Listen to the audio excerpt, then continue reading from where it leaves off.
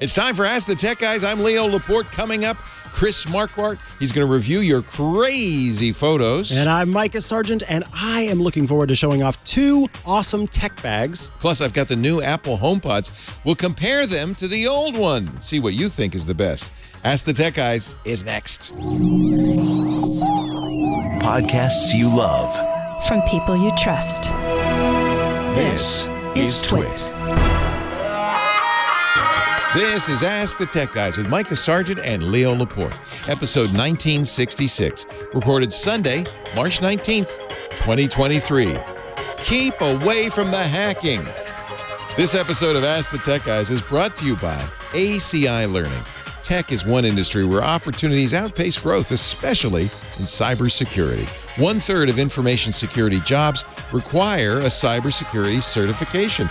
To maintain your competitive edge across audit, IT, and cybersecurity readiness, visit go.acilearning.com/twit. Thanks for listening to this show as an ad-supported network. We are always looking for new partners with products and services that will benefit our qualified audience. Are you ready to grow your business?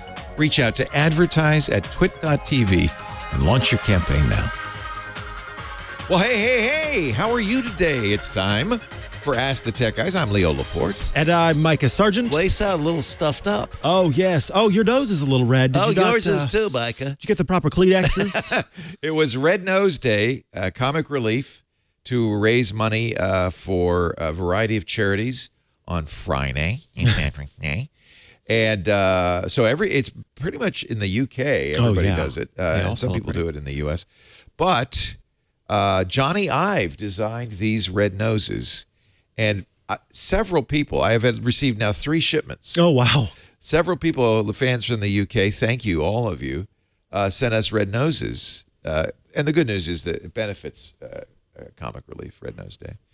But we're not going to wear them all day because we sound kind of funny. It's hard to hear what we're saying.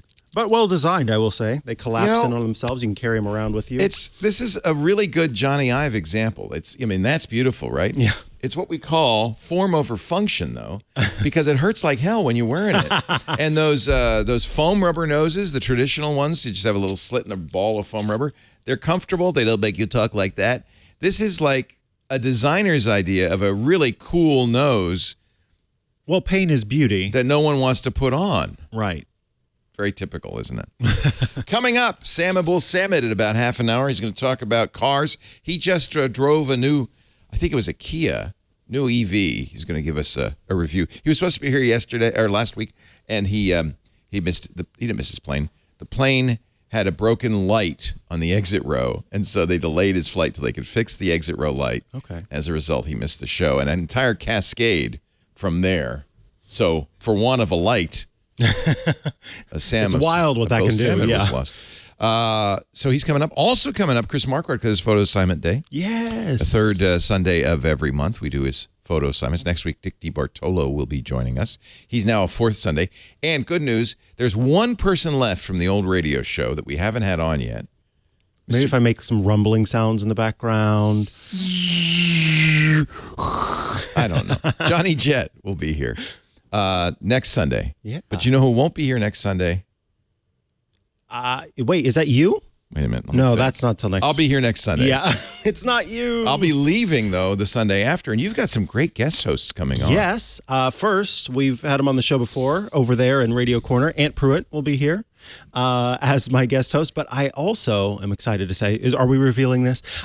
Scott Wilkinson of Home Theater Geeks will be joining us, as will Rosemary Orchard of iOS Today. And Rosemary's not joining us from England. She's going to be sitting in this seat right here. Actually, you have to decide. Do you take the pilot seat and have them be the co-pilot? No, John says no. John says no because the cameras are set up. The colors are dialed in for is me Rosemary, here. I don't even know. We've never met. She's beige. Have you met? I mean, person, Rosemary? Yeah, I have. Yeah. So is she tall or short? Oh, maybe you two are the same height. Okay, so she should sit in this seat. Yeah, and she's beige like you. Because this seat is somehow I'm managing to be your height in this seat. I don't know how that's happening at all. Don't sit up, whatever you do. So that's going to be fun. We have a number of video calls. Thank you. The way you call in, call.twit.tv. Do it on your phone. That way the camera and the microphone will work. It'll launch a Zoom meeting, and you'll be joining into our Zoom meeting, and you'll be in what they call the lobby, and so you'll be able to see everybody else in the lobby, and you can raise your hand if you have a question. We can pick you up and put you in the... No? What's John's the shaking no his part? head. They see program. You'll see the show. Got it. Which is even cooler. What else? Call.twit.tv. Emails to Ask the Tech Guys at twit.tv. Russell came to me and said, do you want to renew the certificate for techguylabs.com? And I said, absolutely. So you can go to techguylabs.com and get to our show notes and our website, which it's actually part of the Twit Podcast Network site. So you'll be going there. But we're going to keep techguylabs.com afloat. Indeed. Rich Indubitably. DeMuro has taken over the Saturday show. He's doing a great job. They finally got him a mic flag, I saw, and a backdrop and all that. So he's looking like it's like he's settled in, which is great. But we took Sunday. He took Saturday. We divided like Spain and Portugal, dividing the world. We took Sunday. He took Saturday. And one of the main reasons we wanted Sunday is so that I can do my sermon, my Sunday sermon. Amen. Yeah. Actually, coming up in a little bit, Alex Wilhelm he was on Tech News Weekly with you guys on Thursday. He's going to explain what happens next after the SVB bank collapse. It was interesting. It was like a little, you know how when you play Jenga and you take out that little SVB wooden thing and then everything kind of, and we weren't sure. Was it all going to collapse? It's teetering, but it seems to be, we've survived. Steadying out, yeah. Yeah. But Alex will have something to say about that in just a little bit. Meanwhile, let's check in on what's going on in the world around us. The Olympics have announced esports. What? Esports are coming to the Olympics? Yeah, I guess. I mean, sort of like a demonstration. Okay, so it's thing. not, no one will be getting gold medals? It's not clear. Okay. On March 1st, the International Olympic Committee announced the first details of the Olympic Esports Series 2023. It's their, according to Polygon, the next step in the venerable sporting buddies' tentative move into the East. So it sounds like... Okay, so it's one step along the way. Yeah, they're shuffling along. Benito is not happy with the sports they chose. Benito is a gamer. And the choice of games, to say it in the words of Polygon, is odd. No League of Legends, no typical esports, no Dota 2. No Fortnite? Not even any Fortnite. The only branded games that you'll recognize are Gran Turismo, that's a racing game, and Just Dance. Okay. I could see some Olympic level Just Dancing. That could be really entertaining. They're just hitting all those spots. That's an exercise right there. Yeah, it is. That one's sporty. Yeah. Chess, that's sporty. Chess.com will do this chess. Brain sports. The indoor cycling trainer Zwift, which I've never heard of. Have you heard of that? No, but I could see that again. Virtual regatta for sailing. Okay. Because they said we want to make it like real world games. We don't want to have League of Legends for two reasons. One, it's not real world. That may come as a shock to some League of Legends players. Two, it's violent. We don't want violence. We just want sport. What about plane landing? No. Virtual Taekwondo. Tennis Clash, which weirdly is a mobile game. Oh, that's the other thing. They said it was important that you need not have to top of the line PC to play it. That it was accessible to everybody. Hang on. Because I have to have a top of the line body if I want to go to the Olympics. That's a good point. Be doing shot put or it's something like that. It's expensive to train for all of that. Yeah. So this is an everybody. Is that the idea? Anyone can make it to anyone. Cook. If you could play Tennis Clash, Konami's WBSC Baseball Power Pros. What a mouthful. And are you ready for archery? Yeah, there's archery. It's a game called, I just, in my imagination, this sounds really terrible, Tic-Tac-Bow. Oh, funny, I guess. That's also a mobile game. Huh. Anyway, get ready. Who's in charge of this? The IOC. Sharpen up your tic-tac-bow skills. You too can go to the Olympics. I'm sorry, I just got to say something real quick. Benito, yes? Why do they have chess.com but not actual chess in the Olympics? That is an interesting They should have question. chess in the Olympics. They should have Jenga in the Olympics. That would be Olympic Jenga. I would watch the heck out of that. Honestly, they should make Olympics the more like approachable stuff that you and I can do. not running a mile in 4 minutes. That's nuts. Maybe instead of Winter Olympics and Summer Olympics, they have the sort of Professional Olympics and then the Everybody Olympics. Everybody Olympics. And anyone could make it there. Speaking of Fortnite, Federal Trade Commission has finalized its fine. Fortnite was using dark patterns. Not those. To get people in the design of the menu system and the interface to get people to make unintended purchases. Now remember, Fortnite's free, but you can buy weapons, you can buy outfits, you can buy dance moves, literally. You want to see my Fortnite dance move? No, I better. I didn't have to buy it. I was going to say, how much was it? I think they have $50 for this dance move. Remember they got sued by the guy who did the dance in Fresh Prince? Oh, the Carlton? The Carlton. Carlton sued him, saying you can't put that in Fortnite. That's the mine. Judge said, no, this is not patentable. You can't patent this. So anyway, you can buy those things, but the FTC has ruled that they're kind of enticing players, probably especially younger players, to buy things that they can't afford. Ready for the fine? $245 million. Oh. That's some real money. I was going to say, I thought you were going to say $245,000. Then you said million at the end. I thought, oh, that's actually a real fine. Yeah, the full settlement was more than $500 million. But I should point out that Fortnite is insanely profitable. Tim Sweeney, the head of Epic Games, when Fortnite first came out, made $7 billion in the first year. The owner. Just the owner. $7 billion. So, $500 million fine. Whew. While a lot of money for you and me, maybe not so much for them. Tim's fine. Sweeney's fine. Meanwhile, in Washington, D.C., thank goodness our federal government is working hard to protect us.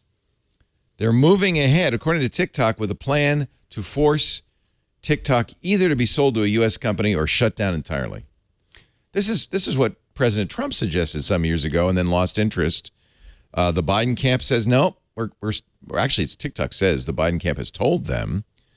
So they're doing everything they can. Weirdly enough, the sale of TikTok, this might confirm the government's suspicions, has to be approved by the Chinese government, who will obviously say, Right. So I feel bad. I have a little bit of a dog in the hunt. That's the word. Because my son is a TikTok guy. Has really made his career first through TikTok to more than 2 million followers as a TikTok chef. He's moved on. Because I asked him, I said, what are you going to do? He said, well, I'm not so worried because I've got Instagram, I've got YouTube Shorts, I've got other things. I've got the salt business, I've got the cookbook. He's really, but that's all thanks to TikTok. He came to me, we had lunch, maybe not even much more than a year ago, and said, Dad, I got about 30,000 followers of my sandwich cooking channel on TikTok. You think I should pursue this or get a real job? And I said, pursue it. When I started doing what I was doing, nobody ever heard of podcasting. Right. Pursue it. And I'm glad I said that. Once Dad got off a good one. But now, there are a lot of people like him who will not have an opportunity if TikTok shuts down. I guess Instagram Reels. I mean, everybody and their brother's trying to copy TikTok. Facebook, Instagram, YouTube. Twitter now wants to do that too. So there was one government leader, I can't remember which one, but said that TikTok was, quote, uniquely replaceable. And I don't think I agree with that. No, that's BS. That's BS. Anyway, there you go. You can get a blue check now on Insta or on Facebook for $12 a month. And you can't be an individual. You have to be a company or a business. Oh, okay. And I'm thinking of doing it because somebody's impersonating me on Insta. Oh, well then, yeah, that's a good idea. And what's worse, they're sending out invitations, and some people I know have already started following them. And so if you get a DM from TwitLeo1 or just anybody, because I am not active on Insta. If anybody pretends to be me on Insta, just ignore that. That ain't me, babe. All right, we have at Photo in the room today. Mike McDonald is taking pictures. Are you still at Photo? You still on the Twitter? Still, what's left of it, he says. So, Michael's great. We're going to get to Sam in just a minute. He's in the building. Yes, that's the good news. The virtual building. They fixed the light on the they fixed the light on the plane. So he finally touched down. Yeah, he's here. But let's do one call. All right. Should we do a video? Let's do a video. We got so many That's a good videos. idea. And we'll get to your calls on the Zoom, too. Again, but you can we got a send in video. videos. Ask the tech guys at twit.tv. Yes. Who do we have?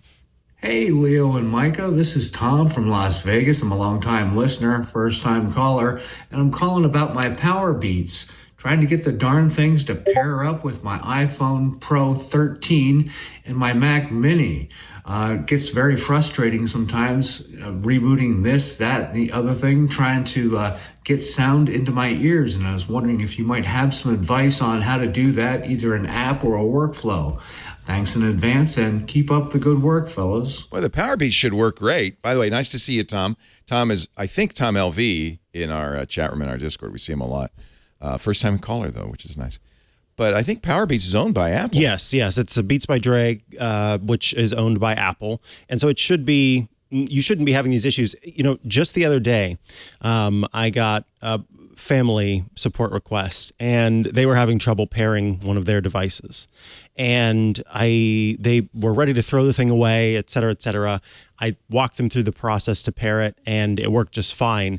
One thing I recommend is every once in a while, it doesn't hurt to do kind of a refresh of these devices. And so what you do is on your iPhone, you go into your Bluetooth settings, you tap the little I next to the device, and then you choose forget this device. Oh, start over. Yes. And the reason why I say this is because Apple is doing something that they consider clever with these devices so that they can connect across multiple platforms. So you mentioned, pairing them with your macOS device. Essentially what happens is when you pair these Power Beats with one device, Apple then sort of lets the other devices that are logged into your iCloud account know that exists. So then when that Bluetooth sort of signal comes up, then it's very easy for you to pair with a Mac. But on occasion, that can get a little messed up in the cloud. And so by forgetting on one device, you end up forgetting on all of the devices, and you can kind of reset and start the pairing process anew. This is great after a firmware update, especially, where sometimes that can mess things up. So yes, I just recommend choosing to forget the device. And then if that's still not working for you, you can then go in and reboot the Beats themselves, and we'll include a link in the show notes. You can actually reset the headphones. Yes, exactly. They have a little case like the a little charging case. So, and there's usually a button on that charging case, right? And that's another thing to try. Normally, with AirPods, and I think it's true now of Beats, when you open the case, they'll actually show up on your iPhone, right? They're supposed to, yeah. Yeah, they're supposed to. You'll see it pops up. And if that doesn't, then I always push. Bluetooth is so annoying. I almost always have to go on the internet and find out how do you pair this device. Usually it's pressing and holding a button of some, but which button, of some sort. Right. So on the AirPods, and I bet you it's true on the Beats too, there's a button on the case that is not obvious, and pushing it will force them into pairing mode. Yep. Keep the pods in the case, press that button. Make sure everything's charged. Yeah, and then see if it pairs. Bluetooth is a nightmare. There was some good news in the Bluetooth world this week, though. Qualcomm. So for a long time, there has been a Bluetooth codec that's very high quality called aptX. But Apple never included it. And I wondered why. Now I know why. It's patent encumbered, because Qualcomm owns it and forces you to buy a license. They just announced this week no more licenses for aptX. So I would love to see aptX implemented. There are other now newer Bluetooth codecs that are supposedly even better. But aptX was much better than the longtime Bluetooth stereo codec, and I'm hoping better and better. Remember, Bluetooth was originally designed for earpieces, right? Yep. For your phone, and the Bluetooth headset, they call them Profile, is very low quality. Sounds like this, Compressed. Sounds terrible. So eventually they realized, people are going to use this for other stuff, including headphones. So they added some higher quality audio codecs. aptX is one of the best. ADSP was the first stereo one. And then there's some newer ones now. In fact, that might be a good subject down the road to talk about Bluetooth codecs. Speaking of pairing, I brought in the new HomePods. Chris from Miami demanded that we take a look at the new Apple HomePods, the re-released version of so I have the old one and the new one. We're going to play them both. You can see if you like them. I'll show you how they pair, because it does kind of the same thing as these Beats. Yeah. So I'll show you how you pair it with the phone to get, first of all, to get it on your network, and then second, if you've got two of them, make a stereo pair. I bought them $600 for the pair, $300 each, for the bedroom, so we could listen to books and music at night. Lisa has one on her side, I have one on mine. Nice. Yeah. It kind of sounds good. So I'll just show you that, and I have the old one too, so we can show you how they compare a little bit. But meanwhile, I think Sam Abuelsamid is on the line. Check my computer though. I think I might have the wrong video for Sam Abuelsamid. Is that him? No, that's definitely not me. That's Carlton. I do not dance. Oh yeah. Hello, Sam. Hello, Leo, and hello, Mikah. I'm so sorry we missed you last week. Yeah. Yeah, well, I mean, I saw you briefly. I popped by the studio on my way further north. Thank you. Just to say hello. But yeah, sadly, my flight out of Detroit to San Francisco was delayed, and so I didn't make it to the studio in time for the show. Well, it was nice to see you. I'm sorry I couldn't spend any time with you. We were setting up for TWiT. We're just about to start. But were you driving this new vehicle? I was heading up to Healdsburg to drive this vehicle on Monday. Because I wanted to see this. Yeah, the vehicle that I was driving, the vehicle I was driving on Sunday when I stopped by was the new Kia Niro EV. Yeah, that's one I wanted to see too. Yeah. Yeah. And then on Monday we were driving the Nissan Ariya.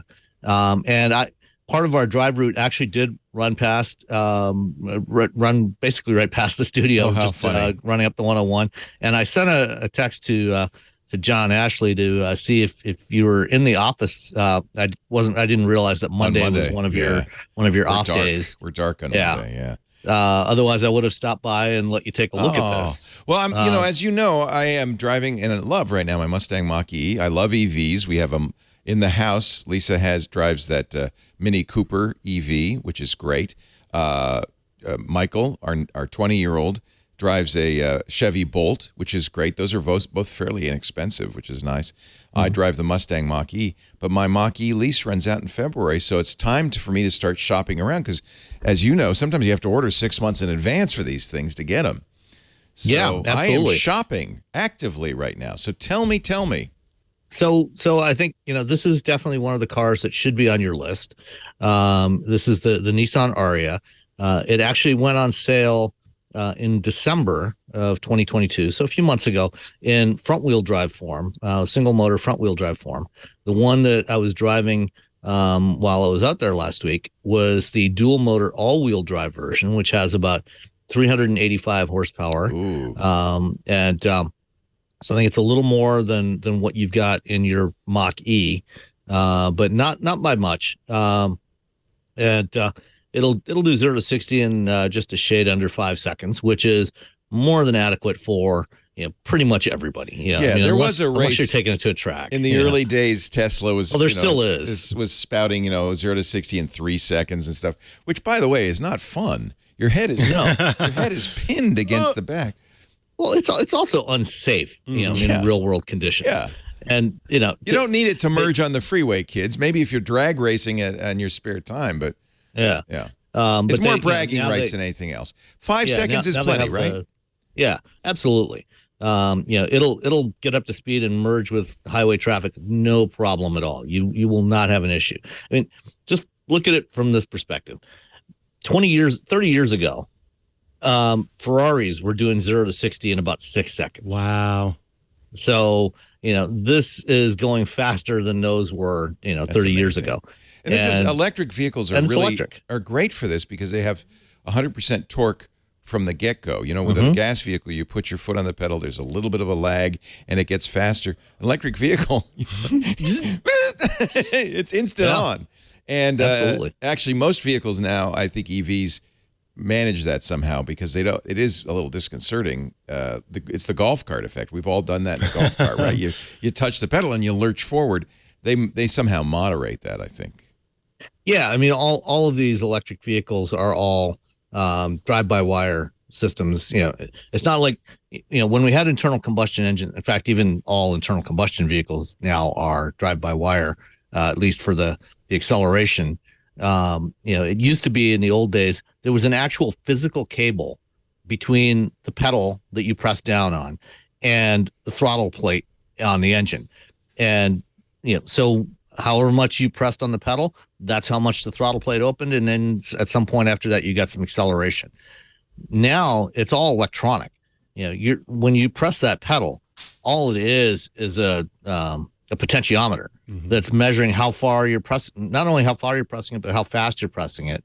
And then it goes through an algorithm and says, okay, give me this much torque from the motors. The computer's doing it. Yeah. The computer's doing it all. So it's easy to modify all of that and give it better behavior.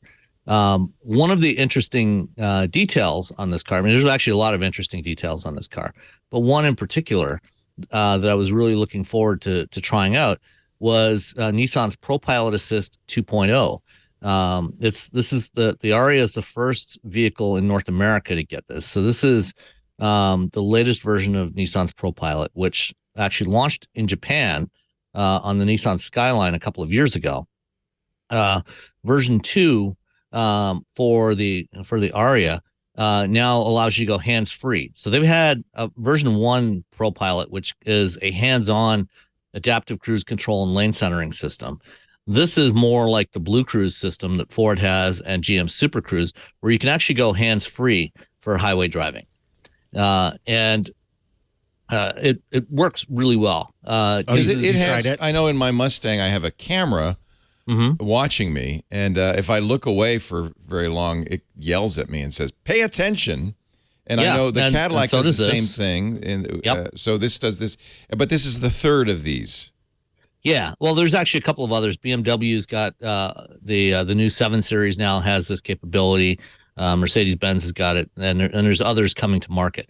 So as with the other hands-free systems, there's and if you're watching the video stream, you can see over my left shoulder. I guess it's my right shoulder.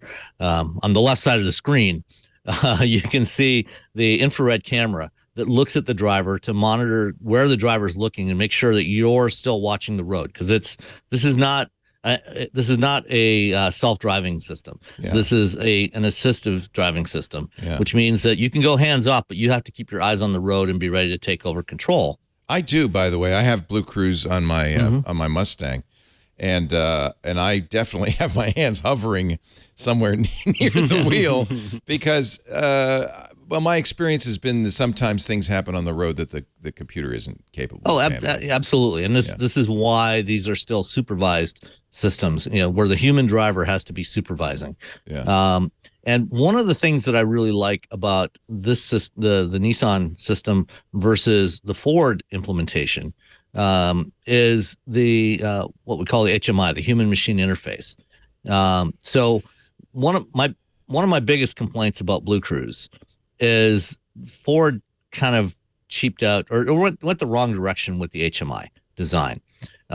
So if you remember on the GM, on the Cadillac with Super Cruise, there was a light bar across the top of the steering wheel. Right. And, when it was in ready mode, when Super Cruise was ready but not currently active, it would be blue. Right. When it was active and you could take your hands off the wheel, the light bar would turn green. Right. And when it wanted you to put your hands back on the wheel, it turned red. Right. And it was always visible in your line of sight when you're watching the road.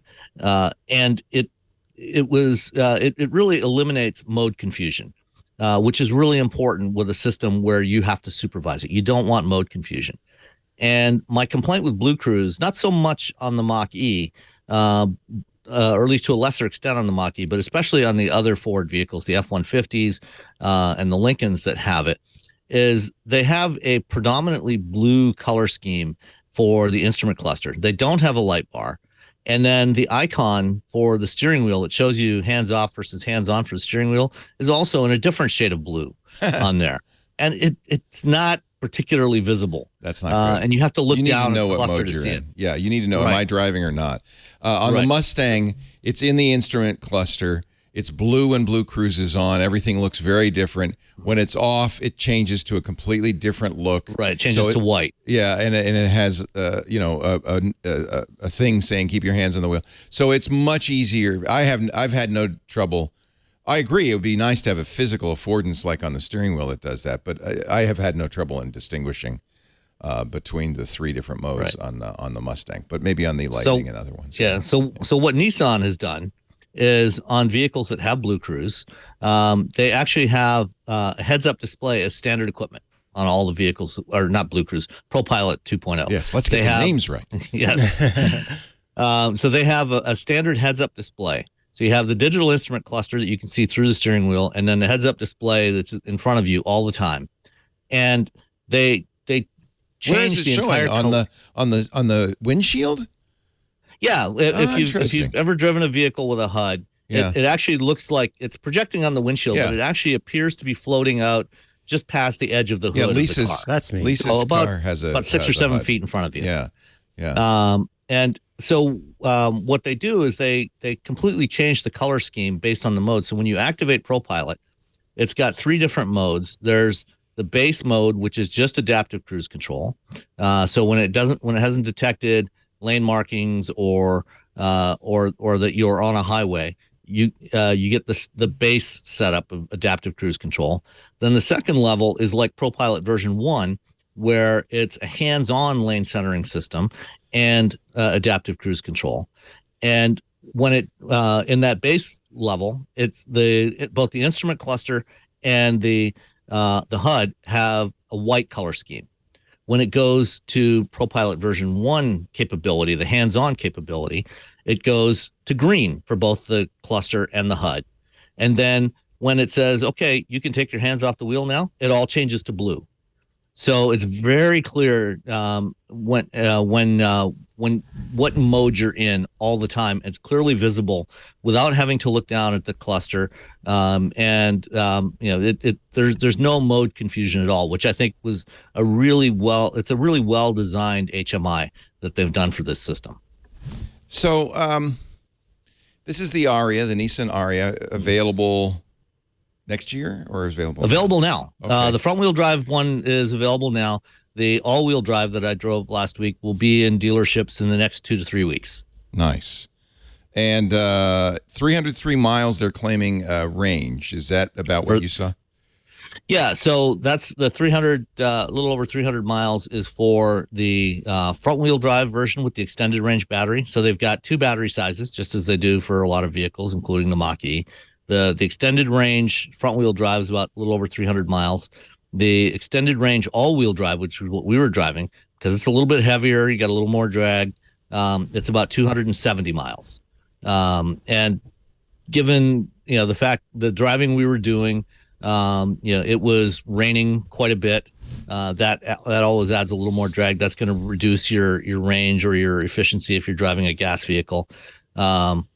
And we had the a little bit of heat on. I always get the window defoggers. I always look for the all-wheel drive. Maybe I'm nuts. I don't know. I just like it. No, I mean that's I feel like the traction's better. Depending on where you're driving, that's not necessarily a bad thing. There's nothing wrong with that. It's 2 motors. Usually get more horsepower. So on the drive route we were doing, which went from Healdsburg down to Sonoma Raceway and then out to Bodega Bay and then back again. Yeah, that'd be nice. It worked out. I think we drove about 145 miles. I worked it out. It would have worked out to just shy of about 250 miles of range on that particular drive. Yeah, that's pretty good. So I'd take it. Yeah. It has one thing that I thought I'd see more of, but we haven't yet. But our Chevy Bolt has it. It has a rear view mirror that's a camera, not a mirror. That's becoming more and more common. It takes a little getting used to, but it's Yeah. actually what you want because there's no obstructions. You have a great view, right? Yeah, especially on a lot of modern vehicles, you often have a very narrow. The windshield or the rear window is often slanted and sloped quite forward. You end up having a very narrow field of view through the windshield. If you're driving an SUV, a lot of times you've got rear headrests that are blocking the view. So what this does is it gives you a camera that's mounted on the back of the car and it projects onto the mirror. It's a little queasy making it first. I don't know if there's lag or something. Some of the early ones, the frame rate was a little slow. Also, it's a little bit of latency. It's a wider angle than you're getting with the mirror. Well, you can usually change that. They usually give you an option to change. Because that's a little weird too. You go from this normal angle, suddenly you have supervision. You have wide angle. But once you get used to it, it's great. Now I'm wondering how long before the NHTSA or whoever is in charge lets us do that with the side mirrors. They're working on that. It takes NHTSA a while to change their regulations. There is a move to allow those. They've just recently, like a year ago, changed the regulations for headlights to allow the sort of projector beam headlights. I don't know if you remember when we visited Audi at the CES in 2020, that can do different patterns with the headlights. Those are now legal. Those just became legal in the past year. Yeah. They're expensive. I was looking at the Audi because I wanted to. You don't want to break one of those. Get one of the e-trons, but then it says, you have to pay thousands extra just for that feature. And how much to replace, right? Yeah, I mean, those are going to become standard in the coming years. That's great because it leads you. When you turn, it's leading you where you want to go. And I think it's much safer. Well, and one of the great things is, when you're driving down a dark road, you got high beams on. When it detects that there's another car coming towards you, it uses a camera, and uses sensors to figure out where that camera is, and it will, because it's basically projecting. It's kind of like a TV projector. Yeah. So it uses a DLP technology for that, and so what it will actually do is it will actually dip the pixels that surround the oncoming vehicle. So that you don't blind. You still have high beams. Turning everything from high beams to low beams. Yeah. It only essentially puts low beams only on the oncoming vehicle, so the other driver doesn't get blinded. Yeah. Everything else is still illuminated. Are cars getting brighter? I've blinded more. Maybe it's because of my age, but I'm noticing. Lisa noticed it too, that we're seeing a lot of cars. We think they're high beams. Are you seeing it too? Yes, yeah. We think their high beams must be on, but I think they're just brighter now than they used to be. They are much brighter. Yeah. Most modern vehicles are moving to LED headlamps, which are substantially brighter. And part of it, once we get more of these adaptive headlights, where it knows what's in front of it, and it can adjust pixel by pixel, that will be a lot better. That's so neat. Well, this next car, I think, is going to be the last car I ever buy. So I want to make sure it's one that will take me into the future, at least a couple of years. Well, there's a bunch more. There's a bunch more new EVs coming out this year. The New York Auto Show is coming up in just about 2.5 weeks' time. I think. Perfect. So I got some time. And that one of the vehicles that's going to be shown off there is the new Kia EV9. Now that's too big for me. That thing is like a Suburban, right? It's giant. No, it's not that big. It's smaller than a Suburban. It looks huge, and it's got swiveling It's 3 rows, and the mid row swivels around, so you could play back, gin rummy while you're driving down the road. It's a little weird. It is very futuristic looking. It's about the same size as a Ford Explorer. Oh, okay. So more of an upper mid-size. It's hard to tell in the pictures. It looks pretty darn big. Yeah. Yeah, the proportions make it look bigger than it is. And it seems to have the thing that I don't want to participate in, which is a very high hood, higher than a child. And I really get nervous about cars that you just can't see a kid in front of you, you know? Yeah. That seems to me a bad idea. It absolutely is. And, this is one of the reasons why we're seeing vehicles being equipped with more and more sensors to detect what's around you, to help detect what's around you, and give you more situational awareness. So we're seeing more and more cars that are going to be equipped with LiDAR in the next year or two, and also, for example, the Jeep Grand Cherokee and I think some other Jeep models now have an option for an infrared sensor. So don't worry if you can't see grill. The kids. The car sees the kids. Just relax. I don't know if I. What if there's a no? And you don't want to rely on that, but if it can inform you that there's someone jam there, the brakes on. I mean, one of the cool technologies we're starting to see is augmented reality heads-up displays. So the HUD on the Ariya is basically all the information looks like it's in a single plane. But what we're starting to see is these augmented reality HUDs where the information can be displayed at different distances in front of you. So, for example, one of the things it can do is use the cameras that are on there. When it detects a pedestrian, it can actually highlight that pedestrian. So it can draw a box around the pedestrian and say, hey, look, there's a See that? pedestrian over here in your perimeter. And you need are to these be pretty aware of that. reliable in your experience? They're just coming to market now. So like this year. So we don't know yet how reliable they'll be. Yeah. It's never going to be. It's not going to be 100%, but it'll be probably better. Having more information, having more information for the driver is better than less. Sam Abuelsamid, principal researcher, Guidehouse Insights, and host of the fabulous Wheel Bearings podcast at wheelbearings.media with our good friends Robbie Baldwin, Loverberto, and Nicole. You've got a great team there, and I'm thrilled that we can get you on. I'm sorry it wasn't in studio, but next time. And we'll be recording the next episode of Wheel Bearings in about 2 hours time.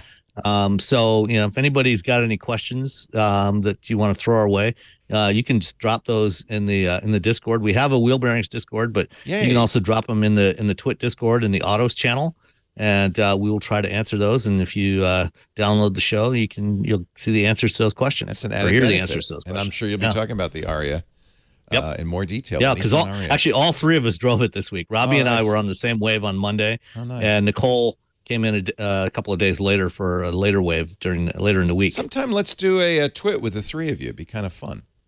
I'd be happy to. We did that with Rocket, and it was great. Yeah. And maybe just have kind of a Wheel Bearings takeover on the show. We can do that. All right. Maybe after New York's auto show, we could do that. Yeah. Or next. That sounds good. Does Detroit still do the big one?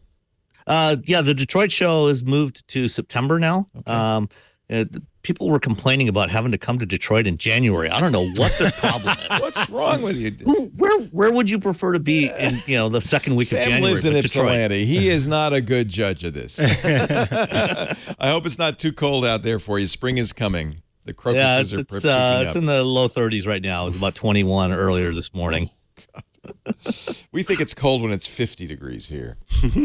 Sam, a pleasure. Thank you for Always a joining pleasure us. to be with you we'll guys. See you Thanks. soon.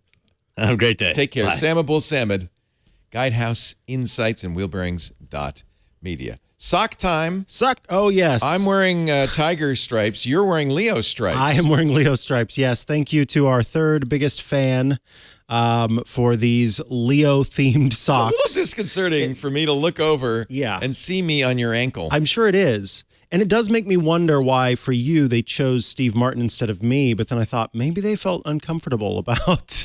It may also You're be more public, I guess. I don't know. There aren't as many pictures of you lying around. That's probably what it is. 20 years from now, you can have. I'll have my own Mikah custom socks. I'll wear Mikah socks in the year. What is that? 2043. Oh, don't. Apple has a new TV show called Extrapolations. I saw that. We were just watching the trailer last night. The next one is 2037. So I'm doing the math. Okay, I'll be 75. And I'm doing the math, and then there's 2049. I think it goes through the end of the century. I'm going, okay, I'll be 90. But I plan to be here, dag nabbit. Let's say hey to Paige, who's had her hand up for some time. Let me push the proper buttons here and bring Paige into our magic Stargate. Ooh, welcome, Paige. Hello, Paige. Hi. Yay, there we go. Okay. Welcome to the Stargate. Ooh, she did that was cool. You flipped your phone. Now you're wide. Yeah. Where are you calling from, Paige? Los Angeles. All right. Did you listen to the old radio show back in the day? I did, faithfully. Well, I'm glad you Welcome. found us. Yes, glad you're here. On the internet. Yeah, it's great. I miss both days of the weekend, but I understand you need a break. So it's okay. I miss it a little too. It was really fun, but it's a lot of work. And just between you and me, I don't know how radio's going these days. They stopped paying me. Last year, my income got cut in half, and then in 2022, it was basically, I think I owe them money. Seriously, I get my statements, and it would be in parenthesis, you owe us $25,000. So they have not come after me for it. So I want to just shh. Yeah. Mm-hmm. But I noticed that the new Mustangs, I should ask Sam about this, the new gas Mustangs no longer have AM radios in them. And I think this is a trend. And that's going to be the death knell, because that's how most people listen to AM radios in their car. Mm-hmm. Yeah. Well, I'm glad you found us here. The internet's probably going to be around for a while. Yeah, probably. In fact, that's why they didn't put an AM radio in. And they said, well, you got the internet. What do you want? What can we do for you, Paige? Well, I'm not super tech savvy, but somewhat. Okay. And I have a Dell PC desktop, and I only got 16 gigs of RAM in it, and I'm feeling that. So I want to add RAM. Are you sure you're feeling that? 16. Because that's a lot of RAM. Yeah. Normally, I would say you're fine. You're using Windows 11? Yes. Okay. Well, and what tells people, you that you need more memory? I tend to have a lot of tabs open. Oh, yes. And I see the little like working light, the computer is working. Yeah. Blinks a lot. Yeah. And I go into Task Manager and see what's running. And even when I have my browser, say if I've just restarted and the browser isn't on anymore, Then it seems fine. no, then it still seems high. Yeah. Really? But it's not slowing down. It's just working. Well, once in a while, it does slow down. Like right now, I don't know what this means. I've got 4,400 megabytes going because of my Firefox Yeah. Okay. So first rule. of memory. First rule. My doctor told me this. I said, I'm going to get the full body MRI. He said, don't. He said, you don't need to know. You don't want to know. And it's just going to scare you. And Okay. It's the same thing, I think, with PCs, that if you start looking at this activity monitor Yep. and you start seeing, oh, my God, it's using all the memory. Oh, it's paging. Oh, the CPU is 100%. It freaks people out. But the PCs are designed to use every resource possible. So it always will. So you could add, if you put in 32 gigs of RAM, we're going to help you put RAM in, by the way. I'm not trying to talk you out of it. But Okay. if you put in 32 gigs of RAM, just be prepared. You may see the exact same thing. Browsers are notorious RAM hogs because they each tab of a browser is like another program running, right? So if you have 100 tabs, you've got 100 programs running. I would say close the tabs. Browsers, by the way, are doing something smart. Both Firefox and Chrome have started putting these tabs to sleep so that they don't do this, right? They're both very hyper aware of this effect, and they know it's disconcerting to people. So they're starting to, try to take it. See, I'm not a tab guy. I close tabs when I'm not using it, but I do, so here's my browser. It's open right now. I've got 2 tabs open, but I do pin tabs, and I guess that counts too. So these are things that are always running in my browser. This is Firefox, pinned windows, because I go to them all the time.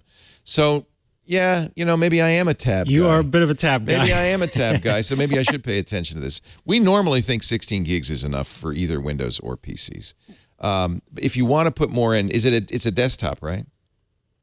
It's a Dell desktop. Yeah. So they're And I've easy looked to at- put RAM in. That's not a hard thing to do. One of my questions is the Dell 16 gig is $300. And then don't there's get a it brand. from Dell. Yeah. Okay, there's Yeah. a brand called Crucial. I was just going to Yep, send you to the Crucial is Crucial gonna be the site. Isn't that brand. Yep. hysterical? That's the old Micron. They're very good. They make RAM, and they have a picker, which is nice. So if you go to crucial.com, it's the same thing with other RAM manufacturers. They'll have a picker, so you can just literally enter in, and I think it sounds like you've already done this, Paige, enter in which computer you have, and it'll tell you what you need. Now, the one thing to be aware of with any computer is you have to have a slot for that RAM. So sometimes when you buy a PC and you buy it with 16 gigs, they'll put 4 gigs DIMMs in the thing and take up all 4 slots. So make sure. Boy. Yeah, you can't be sure. It depends how you bought it. In fact, sometimes you'll pay more. So they'll even say in the picker, 16 gigs, 1 DIMM. That means you get some extra slots. So make sure you have a RAM slot in there. That's something Crucial can't tell you. You can open up the case. It's very easy, and you'll see where the RAM goes. It's I think they're still on SO DIMMs for this kind of computer. So they're small daughter boards, and they have a little slot. You'll see at least one. You might see two if they put 2 8s in. If they put 4 4s in, then you might want to. And Dell and Crucial will tell you this. You might want to order, 2 16s and take the old ones out and put in the 2 16s. You usually do want to have it balanced, by the way. So it used to be a big deal with interleaving of RAM. I don't know if it still is, but usually you don't want an odd number of RAM DIMMs in there. Okay. So Crucial will help you do this. Walk through it. And how much cheaper was the Crucial? $42 versus $300. Yeah, don't buy it from Dell. Now, you could look at the specs, and it may be, I don't think it is, it may be that the Dell RAM is what we call ECC error-corrected RAM. That would be more expensive if it's a server. Sometimes they put those in. I've seen lately a lot of experts say, you know what, we should all be using ECC because RAM errors are one of the... It is ECC. Well, that's expensive. Yeah. And it may be, in fact, that the Crucial is not ECC. That would explain the difference. Okay. So look, if you can get ECC for $42, do. You want ECC? It's funny because for years I said, "Oh, that's for servers. You don't need ECC." But a number of people, I think, including Linus Torvalds, creator of Linux, have been saying, "Yeah, you know what? We're seeing a lot more crashes than we think we should be, and we think that that's because of bits being accidentally shifted in RAM." And whether it's from cosmic rays, stray electricity, or just errors in programs. And the ECC will fix those and make your system more reliable. So it is more expensive. Error correcting RAM is much more expensive. So I would say try to make, when you're looking at the pricing, do apples to apples. Crucial is cheaper. Dell's the brand, and it's going to charge you more. But there may be, when you said that $200, I thought that must be, that's fancy. Might be higher speed or ECC. That's probably why. 300. Wow, that's a lot more. Yeah, that seems awfully pricey. I think there's still a markup for sure. Yeah, oh yeah. Joe in our Discord is reminding me that there's a program still out. Boy, this is like the year 2007 or something. There's a program called the Belarc Advisor. It's free to download. BELARC. You can download it. We'll tell you how many slots you have. So you don't even have to open it up. Belarc. So it's proprietary RAM. I don't know. Check and see. I don't know. Try to make apples to apples for your price comparison. Mm-hmm. If you have ECC, well, you may not want to spend. And that was for 16 gigs additional to double it? Yeah. Wow. Yeah. That's $300 is a lot. I would say it's fine. Crucial's fine. I get my RAM from Crucial. It's fine. Okay. Yeah. Good. Nothing wrong with that. Yeah. Good. You're technical enough. You're going to open that up. Have you opened your case before? No. I need to find a place that's clean enough without cat hair all over. Yes. The cat hair is already in there, my friend. Yeah. There's nothing. Once you open it up, you'll go, about that. Not even this place is clean from cat hair. Fans are sucking that in. That's actually a good opportunity to clean that out. Be careful. Static electricity is not your friend. So, people yell at me because I never use a grounding strap. When you get the RAM from Crucial, it'll probably come with a little bracelet you put on, and you put on the case, or you put on something that's grounded. That's to keep the static from zapping anything. Same thing when you vacuum it out. You may be tempted to vacuum it out. Sometimes vacuums can add a lot of static, knock stuff loose. Yeah, better to use a little compressed air when you order the RAM. Order some compressed air. Okay. And just pump it. Don't spray long sprays because it gets cold and condenses. So you just go. Yeah. And just blow that. There will definitely be dust and stuff in there. Blow that out. Clean off the fans. And if you can ground yourself, I guess I should say that. I never do. And it's easy to push it in. It's going to take more force than you think. Mm-hmm. That's I think the number one thing people go, ooh, gee, do I want to push it that hard? You kind of have to give it a little force and it'll go chunk. It's keyed, so it can only go in one way. Yeah. It wouldn't hurt to go to both ifixit.com and also to YouTube and just type in the name of your Dell. Yeah, watch some people do it. Yeah, that's always fun.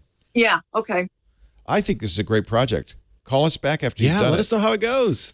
I will. And I tell Thank you, there's so no much. downside at $42. There's no downside to Right. adding another 16 gigs. You may see some performance improvements. The biggest reason you need a lot of RAM is if you were doing things that had big data files like Photoshop editing with big photos, or if you're using a virtual machine. I on my Mac, I'm running Windows on my Mac. That Windows takes up a big chunk of RAM, so I want to have more RAM on the Mac so I can run Mac and Windows. But most of the time, most people, browsers are actually the biggest challenge. And you probably are right, but why not? Let's do it. It'll be a fun project, and it'll give that machine a little extra life. The other thing you might do, does that machine have solid-state hard drives? Or spinning Yes, hard I did drives? get that. Oh, good. All right. Nice. So that's another wonderful upgrade I recommend. Anytime you get the machine open, replace spinning drives with solid-state drives. That makes probably the people single always biggest go, difference. Whoa, I Yeah. didn't know it could be like this. Yeah. It boots up faster, runs faster. It's great. You were smart. You did it right. Well, it's nice to talk to you, Paige. Well, I listened to you. Thank you. I really appreciate it. I'm glad you followed us. I know it's kind of a pain in the butt, but I appreciate you doing it. Thank you. All right. Thank you, boys. Great to talk Yeah, to good you. to talk Take to you. care. And There best of goes luck. Paige from Los Angeles, going to do her hard drive or RAM upgrade. That's exciting. Yeah. We've got lots more to come, including a visit from Chris Marquardt, our photo guy. I'm going to take a walk over to the other side, walk on the wild side, and show you those new Apple HomePods. And you can be the judge of whether it's worth the upgrade. But first, I want to tell you about our sponsors, as you probably know when you watch the shows. You see it all over. We are in the ACI Learning Studios. ACI Learning last year paired with our longtime friends at IT Pro to make a very exciting partnership that is going to give you everything you need to get into IT, to get more skills in IT, to get a better job. And because ACI Learning brings audit skills along with Audit Pro, and they also have learning hubs. You can actually go in person. It's such a great partnership. Our friends at IT Pro have been bringing you engaging and entertaining IT training for the last decade. We've been advertising and talking about them. Now that IT Pro is part of ACI Learning, it's expanding its reach and production capabilities, offering you the content and the style of learning you need at any stage in your development. Whether you're at the beginning of your career trying to get that first IT job or looking to move up in your sector, ACI Learning is here to support your growth, not only in IT, but in cybersecurity and audit readiness. And wait a minute, on the screen right now, Don Pizzette, they do that great TechNado podcast, just did their 300th episode. So congratulations to IT Pro and TechNado. Actually, with ACI Learning, there's a new podcast. I love this, the Skeptical Auditor podcast, because they have audit as well. IT Pro, Audit Pro, which includes enterprise solutions, webinars, the Skeptical Auditor podcast, and then 2 podcasts. Those are free, by the way, you can listen to. They've got the practice labs, which is a great way to learn the skills, even if you don't have that hardware at hand. The learning hub, so you can go in person. You can mix and match, too. Do a little in person, little remote. It's just a great way to learn. And tech is a great area. IT is a great area right now. It is the one industry, I think, in 2023 where opportunities outpace growth. So many people are learning these skills, but not enough to fill all the open jobs, especially in cybersecurity. There are more than 1 million open, unfilled cybersecurity positions in the U.S. right now, and these jobs pay well. About 1/3 of IT information security jobs require a cybersecurity cert. 23% of all jobs require certs. This is how they know that not only you have the skills, but you have the determination, the gumption, the persistence, and the follow through. Because you got to study and take an exam and all that stuff. It shows you can do it. You got it. You got what they need. Organizations are hungry for cybersecurity talent. Average salary for a cybersecurity professional, $116,000 a year. That's great, and the great way to start. ACI Learning's Information Security Analyst and Cybersecurity Specialist programs, 2 programs that can help you get certified. The workforce gap now. So in 2022, it was up 26.2% higher than 2021. We obviously don't have those numbers yet for 2023, but I think it's going to be even more. That's the gap between people who have the skills and the number of jobs available. I can't give you a guarantee, but go take the test, go learn the skills, because I think you got a good shot at a very, very, very good job. And if you're watching our shows, we know you already like this stuff. You're interested, right? The most popular cybersecurity certs they've got at ACI Learning, CISSP, EC Council's Certified Ethical Hacker, that's the one I always wanted, Certified Network Defender, Cybersecurity Audit School, that's a big and growing area, by the way, the audit area, and Cybersecurity Frameworks. You can go in the classroom, you can do it online, you can do it remote, whatever you prefer.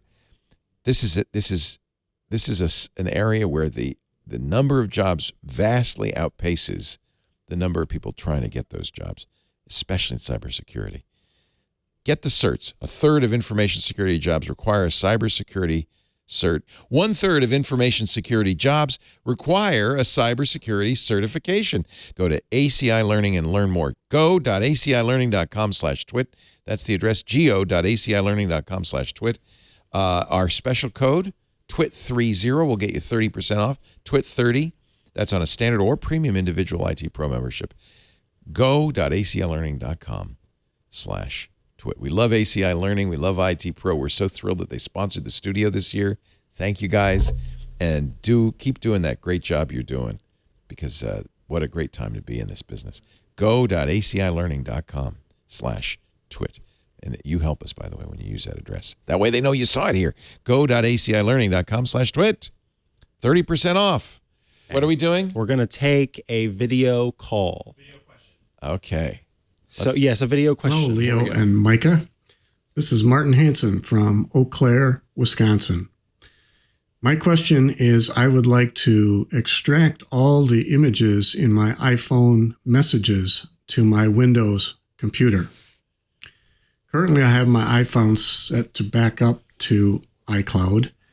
I have my messages set to sync to iCloud. And as you can see, I have 32.6 gigabytes of messages syncing to iCloud. I'd like to get those image files out of that sync file, but I can't find a way to do that. Tried a couple third-party programs, but nothing was successful. It would be even better if those could be downloaded with all their picture data attributes and dates. Hope you can help. Have a great day. I love this question because it's so easy to answer. Every time I say, go to imazing.com and check out iMazing, I always hear back, that worked. Yeah. I think it's been like 4 or 5, 6 times now. So iMazing is this application that basically takes your backups and it knows how Apple does backups with iPhone. And so what it does is it gets into the backup and it understands how Apple stores things, what files and what folders are named, how they're stored within this sort of overall backup, and then lets you break it down now, into all of its component parts. So if you're wanting your messages with the images, then you can get those very easily. If you want your photos from the photo library that are stored locally on your device, you can get those very easily. And yes, you can get it on Mac or on Windows. So head to imazing.com. They're not a sponsor. They just are a great application. It's that not I know free. Both of us, yes, it is not We free. should mention that. You can try it out for free, and it does have many features available for free. In fact, the last time that I talked about iMazing on the show, the person was able to use it as part of the free trial version. Okay. and get what they needed. Good. So certainly try it for free. And what, it's like $30, $40? I think $30, yeah. I ended up buying it, even though I feel like everything I wanted to do with iMazing, I could probably do in a variety of other ways. So, so is the problem, it's on his phone, and he can't sync it to iCloud? No. So the problem, from what I'm understanding, is we've got someone who likes to be in control. And so he doesn't want to use iCloud. He wants to be able to go, I plug it into my Windows machine, and then it just backs up my messages and my photos. Yeah. Amazing. With that tie on, I mean, maybe a lawyer. Well, that's how I wanted to say. You don't have to dress up to call the show. Yeah. Okay. You can be in your gym jams. We don't mind. It's all right. He was very nicely dressed. Yeah. The other, if you're a lawyer, maybe you don't want, or you need might to have have local requirements. copies for it. Yeah. Because it's not the same. When I back up to iCloud, I can't just go to a website. I can't go to iCloud.com/messages and try to find all of the photos. So I can see someone who wants to be able to kind of have a database and they can go, here are all the photos. Does Here's Apple this message. not automatically copy all images from messages into your photos library? No, it doesn't. Okay. So they're stored as part of the messages, and unless you choose to have it brought over, and especially for folks who don't know, again, we'll go on an iPhone, we'll launch settings, we'll scroll down to messages, and you will see a section that talks about message history and whether you keep messages forever or you erase them after a year or you erase them after 30 days. For folks who have those turned on because they're trying to save storage space locally or maybe even save storage space in their online backup, that feature is helpful.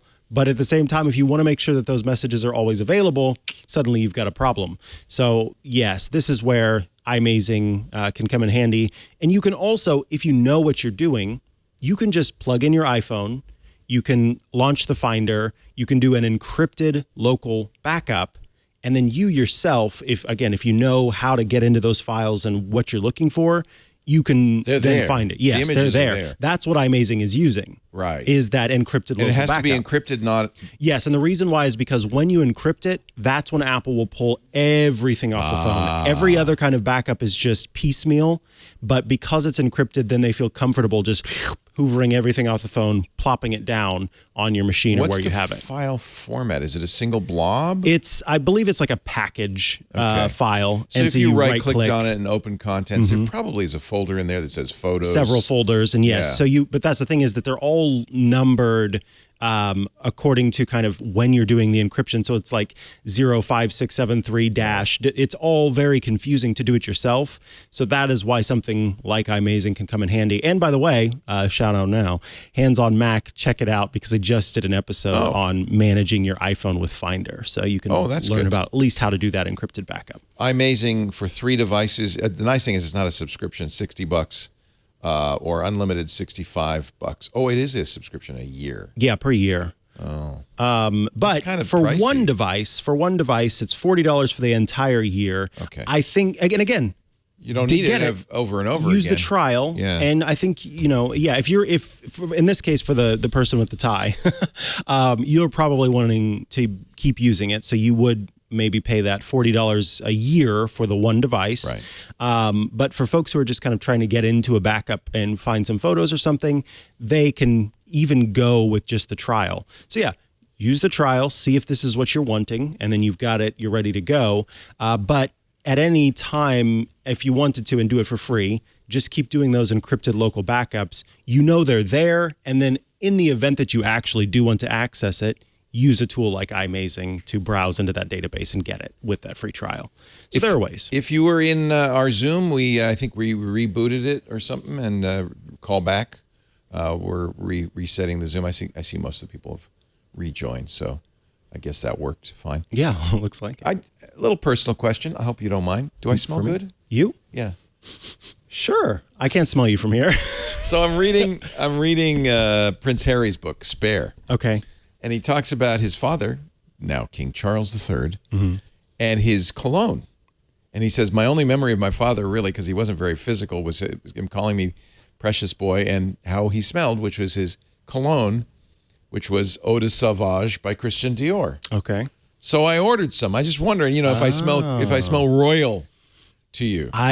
Maybe you do. I use Victor and Rolf's Spice Bomb, and I have for like. Is that BOMB or BALM? Spice Bomb, yeah, BOMB. Oh. Do you throw it in the tub? No, it's not. It's not a bathtub bomb. Oh. It's actually. It looks like a little. This is probably the most rugged thing about me. It looks like a grenade, and you pull the pin to spray it. Oh, that's hysterical. But it's these very spicy black pepper and stuff like that. But anyway, nice. I've worn that for since college. So yeah, I never wore cologne before, but I just thought, maybe I could smell like a king for a while. Nice, just to see what it's like. Nobody's treating me differently. It's weird. No one's treating. Nobody's called me Your Majesty or anything like that. You're gonna start calling people Precious Boy around here, and then that'll work. I am gonna call you Precious Boy. Chris Marquardt is on the line, our photographic guru. ChrisMarquardt.com, host of the Tips from the Top Floor podcast for many years. I think probably the longest running photographic podcast. He also does a future photography podcast, has written many great books, including a wide-angle photography book and a film photography book, both of which got me into extreme financial straits. Thank you, Chris. And we are ready, I think, to do our photo review. Chris, welcome. Hey, how's it going? Moin moin, as they say. Moin moin, yes. It's funny because our son, Michael's studying German. He's 20 and he has a German tutor who's a native speaker. And as I'm leaving for work this morning, I hear German coming out of his bedroom. Oh, wow. It's great. I just love it. That is cool. Chris, if you don't know, is from Germany. He joins us from, is it Hanover? It is right outside the gates of Hanover, the Viewfinder Villa. The Viewfinder Villa. He's planning soon in his Tesla to go on a photo expedition through Eastern Europe. Is that, you're filling that up? DiscoverTheTopFloor.com if people want to know more about that. It's two 10-day tours. The second one is already full. The first one has 2 spots left. Nice. So yeah, that's on DiscoverTheTopFloor.com. That's where you'll find that. I forgot. What was our assignment this month? The assignment was crazy. Ooh, crazy. Crazy. Oh, it's too bright. Crazy for being great. Great. I bet we've got some crazy photos. I'm looking forward to that, yeah. Yes, we do. We had crazy photos. Let me put those on the screen for you. So I've picked 3 as usual. And those 3 are, well, the first one, Red Umbrella by Demi Lente. What's going on there? It's floating through the air. That was my first question because I saw this, the thumbnail tickled me and I looked at it and it's like, someone is hovering or what is going on? So turns out, it says here in the description, first try at a layered float, 2 images, stool erased and some contrast work, nothing else. So this is one of the tricks you can do if you have something like Photoshop or Affinity Photo. You can have multiple layers. So you take the one picture without the stool and then the other picture with the stool and the person, and then you can pretty much fill in that part of the picture where the stool was with what was behind it. It's a very interesting. Yep. Crazy is a good word. Simple trick, pretty much. Yeah. Yeah. Wow, that's great. So nice second job. one. Yes. Yeah, really nice job, Demi Lente. Second one is by David Ingram. Says best friend passenger from Austin, Texas. What is that? Is that a dog? Well, I think it's a dog in the backpack on the motorbike. And it looks like the dog even, can we zoom in here? Let me see. Yeah, I think the dog is even wearing a helmet. Oh my that's great. Goodness. That's hysterical. Oh. Isn't that amazing? Yeah. Always put your doggy in a helmet if he's going to ride on the bike. Absolutely. That is a great Absolutely shot. Makes perfect sense. And a really nice looking bike as well. That looks like one of these, it's probably electric or something. You think it's maybe not a motorcycle, but an electric bicycle. It's not a motorcycle. And you know what he did that's really cool? Oh, yeah, I see it has derailleurs in the back. He did what I've done with my bicycle pictures. He panned the camera. So I was going to say that motion. Yeah, is he got really the nice. motion, which is really nice. Yeah. That's a panning shot where you take a bit of a longer exposure. By the way, a good rule of thumb for getting these panning shots where you move the camera with something that's moving is set the shutter speed to 1 divided by the speed of that object. So if he's going 15 miles an hour, try a 15th of a second. If a car is going 30 miles an hour, try a 30th of a second. And this way you will get a nice, pleasing looking blur in the background. What a great tip. I didn't even know that. And one of my favorite shots, it's a fairly recent shot of mine, is of a father and it's similar, actually, a father and son whizzing by on their motorcycle. And there you go. I did the same thing. You pan it. I didn't know about the shutter speed thing. But that's a fun shot. I love his shot. That's great. So and if you try panning shots, then take a lot of them. Keep the camera on burst and then just go click, click, click, click, click. Yeah, I think I did that. But I mean, you only get one shot because the guy's going by pretty quickly. It's one of those things where you feel good when you get it because you see him coming and you go, I think I might be able to do this. And you raise, because this isn't a stage, and you're going, and you're trying to get that panning. Michael at Photo is in the studio, Michael McDonald, and he's smiling. You ever do those kind of, yeah, he knows about that. He knows all about that. Of course. All right. Nice. And what else? Last but not least, the third one that we're going to look at is by Byron Amin. So what's crazy about this? That's not crazy.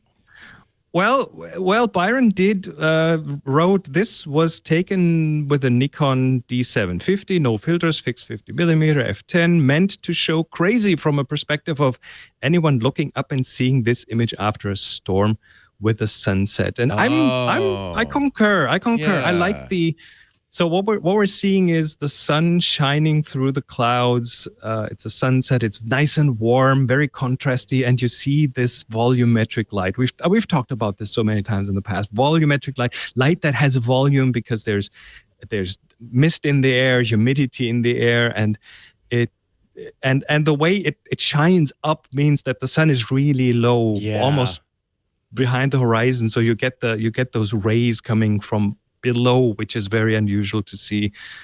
So yeah, crazy, good looking. It's bifurcated, so he calls it the devil's eyes because it's kind of like the sun is split in two. I like that. Yeah, fun. There we go. Fun, Three very fun amazing shots. photos. And thanks to everybody who submitted. I'm seeing a ton of great shots. You can go to Flickr, by the way, and see all of the submissions. Yes. In fact, you can even submit some of your own. They're all in the Tech Guy group. So Flickr is a free site for photo sharing, flickr.com. Once you're there, join the Tech Guy group. Chris, we are 33 members away from 14,000. Wow. Isn't that wild? Everybody go join and put us over 14,000. There are 7.6 thousand photos, 315 discussions. It's a great place to go to post pictures, get comments from nice, comments, helping you get better photography. And sometimes they're just, great shot, which is always a nice comment to get. But the real reason you want to join this group is so you can participate, because it's time to go to the fishbowl. 5 seconds. 5 seconds. Oh, he forgot his fishbowl. He didn't bring it with him. He's going to get the fishbowl. There he is. The fishbowl was not where it's supposed to be. Here we go. It's here. Drat, they moved the fishbowl. All right. The fishbowl is full of slips of paper with adjectives written on them for our next photo assignment. I've drawn one, and it is... Perfect. Perfect. There we go. So what does this mean? Now you got to go out and take a picture that doesn't have to be perfect picture. It has to illustrate in your mind, in your mind's eye, the concept perfect, whatever that means to you. It could be perfect. Could be perfect, right? We don't have any syllabalization on there, right? So there you go. Yeah, so it could be perfect. And but whatever it is, once you get an image you like, you can submit up to one a week. So it's going to be 4 weeks, so up to 4 images. Pick that image, upload it to Flickr, tag it TG for Tech Guys, perfect. TG, perfect. And then submit it to the Tech Guy group. Our wonderful moderator, Renee Silverman, who is a brilliant photographer in her own right, will acknowledge your submission. She'll put it in the pool. And in about 4 weeks, exactly 4 weeks, Chris will be back. I'll have just gotten back from my vacation, and we'll talk about, maybe I could take some perfect shots on my vacation. There you go. Sounds perfect. Yeah. Chris, thank you so much. Always a pleasure to talk to you. Thanks for having me. Discover the top Always floor. Fun to be here. 2 slots left for the Eastern European expedition. Only 2. Make sure you listen to his podcast, Tips from the Top Floor, which is tfttf.hiccup. Did you know there is no .hiccup domain? There should be. Nope. TFTTF. Try take 2. tfttf.com. Thank you, Chris. Thank you, Chris. I crack myself Thank up. you. Bye-bye. Take care. Tschüss. It's perfect. It's perfect. Perfect or perfect? Interesting. You could submit Mick says a picture of Bo Derek. Mick, you're showing your age on that one, I think. All right. Let us go back to. Let's do another video call. We have such a backlog. Yeah. People have been so great. Let's get another, and then we'll go back to the Zoom video call, please. Hi, Leo and Mikah. My name's Andrew. I'm from the UK. I love the work that you guys do on Ask the Tech Guys. It's amazing. And I have a question for you regarding email and web hosting. I think I'm currently being taken for a ride by my current web and email hosting company, and was wondering if you could talk about some of the companies that you've used that you would recommend. It's just simple web hosting, nothing complicated, just a bit of PHP and some files. And my email is nothing too complicated, but I would like the power to just be able to manage aliases and incoming email with various rules. I've heard you talk about Fastmail and wondered whether you had any concerns about it being an Australian company. And as we know, the Australian government has got some interesting views towards privacy of its online services. Look forward to hearing your recommendations. Thanks. Bye. Great questions. And I will start. It's Red Nose Day. Yeah. He was from the UK. UK. I will start with the last, which is Fastmail. You know, Australia is one of the Five Eyes countries, including the UK, Australia, the United States. I can't remember where the others are, but these are the countries that people don't trust because their governments are aggressively searching through things. There was the Echelon program, the joint program of the UK and the US to look at all internet traffic, search for keywords. Australia itself has had some kind of lately anti-encryption legislation that we're concerned about. UK is also looking at such a thing. America would love to do that. The good news is, while it's an Australian company, all your data, if you're in the U.S., is stored on U.S. servers for Fastmail. Fastmail is a sponsor. I'm not sure what the UK situation would be. You might inquire. It may be, and I wouldn't be surprised, thanks to GDPR, that they just store it in whatever your nation is. They have storage there. Does that mean that Australian authorities couldn't come for you? Probably not. But let me tell you this about email. It's not private. Right. In any respect, it's not private. In fact, that was the problem with the NSA. The whistleblower Edward Snowden pointed out is they do what's called upstream collection. They don't need to get your email from your email provider. They just watch as it transits across the internet. So if you want private email, you've got to encrypt it on your side. And then that's a burden because your recipient also has to decrypt it, et cetera, et cetera. Frankly, I wouldn't use email for anything you want to keep private. I would use Signal, which is a messaging system. There are other encrypted messaging systems. Signal's the one I recommend. But a true end-to-end encrypted messaging system is going to be far superior. For instance, perfect forward secrecy is an issue with PGP and all email encryption technologies because they don't rotate the keys. So if somebody got your key 20 years from now, they'd be able to read that old email. With Signal, that's not the case. They have perfect forward secrecy. There's a lot of other reasons why you'd prefer to use Signal. So if you really need to be private, don't use email. Email is like a postcard. It's going to be forever. It's not designed to be secure. Having said that, Fastmail is a great place to have your email. You can have any email provider. So I'm assuming, because you tied the two questions together, you want to have a website, let's see, mydomain.com, but you also want to receive email at that website. So the way DNS works, that they actually make that distinction. There are different kinds of records for website hosting and then for email hosting. So when you buy an email domain, you manage the DNS. The MX record, which is your mail record, will then go to Fastmail or Gmail or Outlook or whoever you want to use as your email provider. So mail to me at mydomain.com will go to that mail provider. And web visits, HTTP and HTTPS visits, will go somewhere else. That's a different record. That's the AA name or AAA name record. So that's all set up in DNS because most people don't run the same server for both a website and email. So you can have two different servers, distinct servers for your domain name. As for where you should host mydomain.com, I'm not sure I have a strong recommendation on that. Generally, what we say for ease of use is that you should probably go to one of the big providers like WordPress.com. Google has Blogspot, Blogger.com, Squarespace.com. the disadvantage of those is you're either going to pay for them, as with WordPress or Squarespace, or you're going to have ads in them, as with Blogspot and WordPress. So that's probably for a lot of people not palatable. What was the site that you recommended? He said it's a simple site, like it's a one-page site. Yeah, right? If it's a simple site, I've had good luck myself, and then also in recommending it to other people, I've heard back from them positive. It's a site called carrd.co. It's carrd.co. For one, you will pay for it, but it's really reasonably priced. I think it's like $16 a year. Which is kind of wild, especially when you look at the other sites and how much those can cost.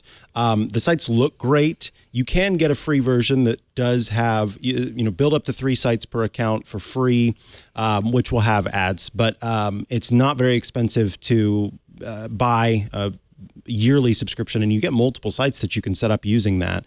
And then, of course, there's always GitHub's own, GitHub Pages, right? Yeah, those are free. In fact, Cloudflare also offers free pages.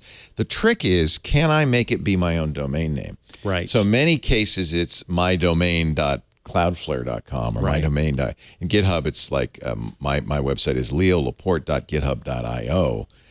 And so that's, so you have to figure out, I don't know if I imagine Carrd does let you do custom domains, not for free. So that, again, if you want to do that, you pay for it. So you can have mydomain.com. You can also use Let's Encrypt to encrypt it, which is nice. That's free SSL certificates. If you did that, for instance, you go to carrd.co, you'd sign up, you'd set up your site, you attach it to mydomain.com.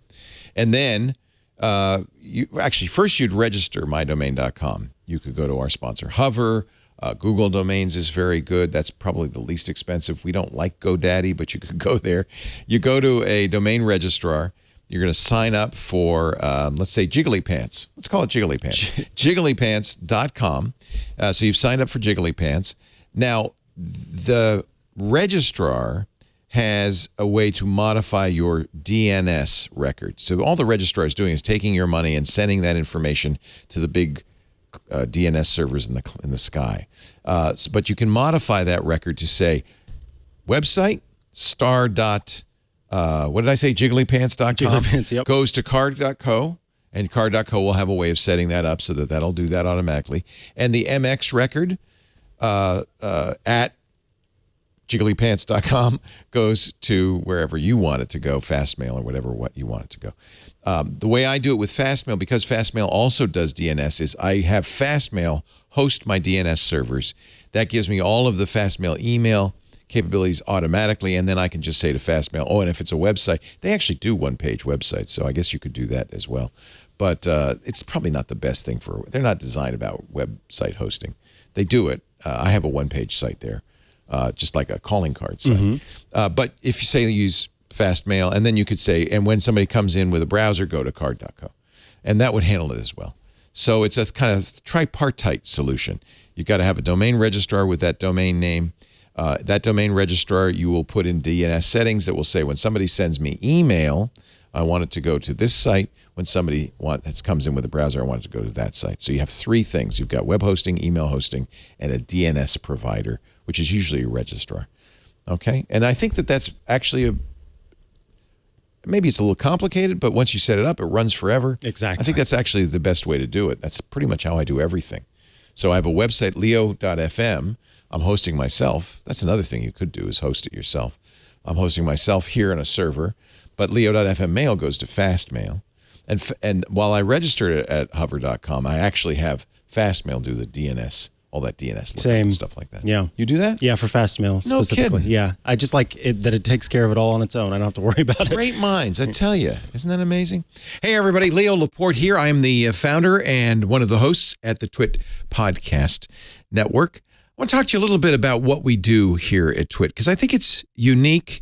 And I think for anybody who is bringing a product or a service to a tech audience, you need to know about what we do here at TWiT. We've built an amazing audience of engaged, intelligent, affluent listeners who listen to us and trust us when we recommend a product.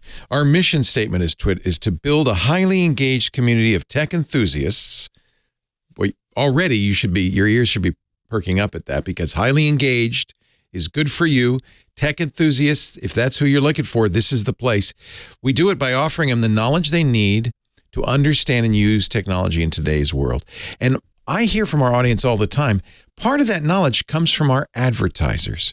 We are very careful. We pick advertisers with great products, great services, with integrity, and introduce them to our audience with authenticity and genuine enthusiasm. And that makes our host-read ads different from anything else you can buy. We are literally bringing you to the attention of our audience and giving you a big, fat endorsement. We like to create partnerships with trusted brands who are in it for the long run, long-term partners that want to grow with us. And we have so many great success stories. Tim Broom, who founded IT Pro TV in 2013, started advertising with us on day one, has been with us ever since. He said, quote, "We would not be where we are today without the TWiT network." I think the proof is in the pudding. Advertisers like IT Pro TV and Audible that have been with us for more than 10 years, they stick around because their ads work. And honestly, isn't that why you're buying advertising? You get a lot with TWiT. We have a very full service attitude. We almost think of it as kind of artisanal advertising, boutique advertising. You'll get a full service continuity team.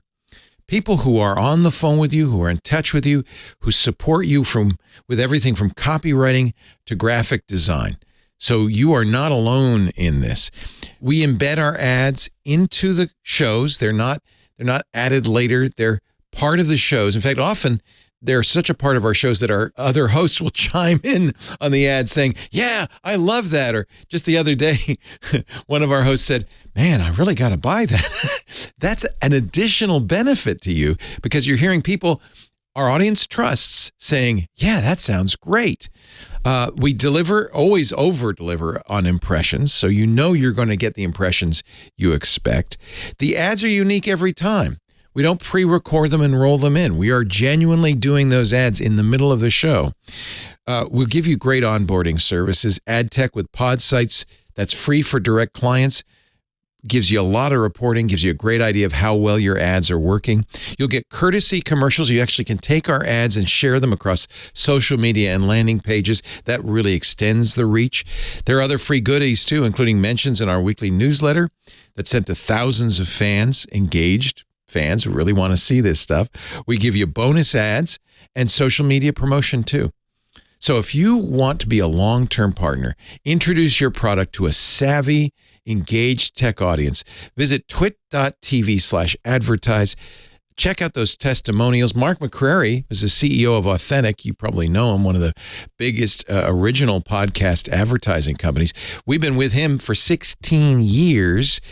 Mark said the feedback from many advertisers over 16 years across a range of product categories, everything from razors to computers, is that if ads and podcasts are going to work for a brand, they're going to work on Twitch shows. I'm very proud of what we do because it's honest, it's got integrity, it's authentic, and it really is a great introduction to our audience of your brand. Our listeners are smart, they're engaged, they're tech savvy, they're dedicated to our network, and that's one of the reasons we only work with high integrity partners that we've personally and thoroughly vetted. I have absolute approval on everybody. If you've got a great product, I want to hear from you. Elevate your brand by reaching out today at advertise@twit.tv. Break out of the advertising norm. Grow your brand with host-read ads on twit.tv. Visit twit.tv/advertise for more details, or you can email us advertise@twit.tv if you're ready to launch your campaign now. I can't wait to see your product. So give us a ring. You had on Thursday, did I mention Mikah does a great show with Jason Howell called Tech News Weekly every Thursday, 11 a.m. Pacific, 2 p.m. Eastern, 1800 UTC. You, this week, of course, the big topic, Silicon Valley Bank, its collapse, its failure, and what's next. You had one of my favorite people on. Yeah, Jason Howell spoke to Alex Wilhelm of TechCrunch about what is going to happen next now that this whole SVB thing has taken place. So listen in. Because deposit insurance seems to be effectively unlimited, I think that this means that mid-sized and smaller banks will retain a customer base, because otherwise people were just going to leave and go bank at, Chase or Goldman or whatever, some bank that's just too big to fail, The question that I have is what happens to the world of fintech? Now, fintech startups raised roughly $1 in every $5 over the last couple of years. They're one of the biggest venture capital bets ever. And, things like Chime and Stripe and other kind of relatively big names in the tech and finance world are now in this fintech bucket. And if the consumer and business worlds get more conservative, do fintech startups just slowly decline and fail?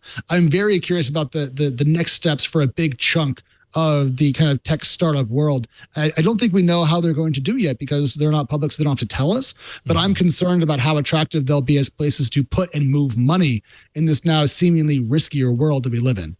Riskier or riskier less, because now there's also the thought, well, if the FDIC is going to back all deposits for SVB, I bet you it would, I wouldn't have to worry however much I've got deposited at any bank. I hear that song, ta-ra-ra, boom die. Why do you hear that? Because it's like just they're spending the money, they're throwing it here, they're getting more risky, and they're just like happy on the printing and excited. presses, they can print as much as they want. But I think, of course, the money for that comes from banks. But that's another question that's raised. Alex, by the way, is a financial reporter, has been for a long time. He's right now at TechCrunch, a general reporter, but he's done a finance podcast for them for a long time. So he's really up on this stuff. He raised an interesting question. Sites like Robinhood, where people are, that's a fintech site, where they're depositing money, they're buying stocks. What's that going to look like? There's also the question of crypto, Bitcoin, Ethereum, these cryptocurrencies. Some people saw as a haven during all this. Well, I don't have to worry. I got my money in Bitcoin.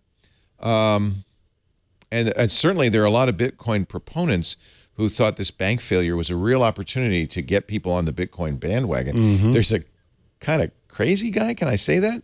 In my opinion, nutty guy on Twitter, I think his name is Balaji, who has now said, if I think Bitcoin's going to $1 million a coin, and he's making bets. He's saying, I'll put $1 million in escrow. You put a Bitcoin in escrow, and in a year, either I'll get your coin or you'll get my million, depending on who wins the bet.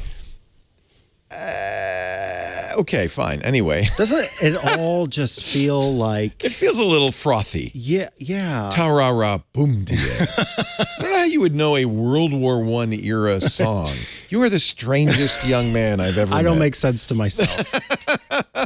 All right, Ron is now in the Stargate, joining us thanks to the miracle of Zoom. Hello, Ron. Thank you for being very patient, and welcome to Ask the Tech Guys. Have I done everything I needed to do? I can't see what's going on in the world. Hold on a second, Ron. We're trying to... There we go. Ron moved, at least. You got me? Hey, hello, Ron. Oh, hello. So I'll start over again, I guess. Yeah, first tell us where you're calling from. Oh, I'm sorry. I'm in Baltimore. Don't apologize. Baltimore's a wonderful city. You have nothing. Sure, I saw The Wire. Sure, I understand. But it's a wonderful city. In fact, the Inner Harbor is I love it down there. So what's up? I have been using Steve Gibson's 3 routers set up in our house. I want to update that. The routers are a little bit old, et cetera, and I want to be able to use WPA3 and IPv6 and so on and so forth. What I thought would be nice, rather than have 3 routers, is see if now there's one router that has multiple segments in the single router, ideally as a physical segment, not as a logical segment. And I can't find anything. I'll tell you what Steve would tell you. There are many routers that will do this. I have an Ubiquity system that I use VLANs. You're absolutely right. That is a better way to do it than the 3 router system. In fact, when Steve recommended the 3 router system, I wasn't appalled, but I was like, okay, if you really think that's a good way to go. It's amazing. You did it, though, and you've been happy, right? Yeah, no, it works fine. It's just a lot of maintenance. Yeah, it's a little weird. Anyway, he doesn't use it.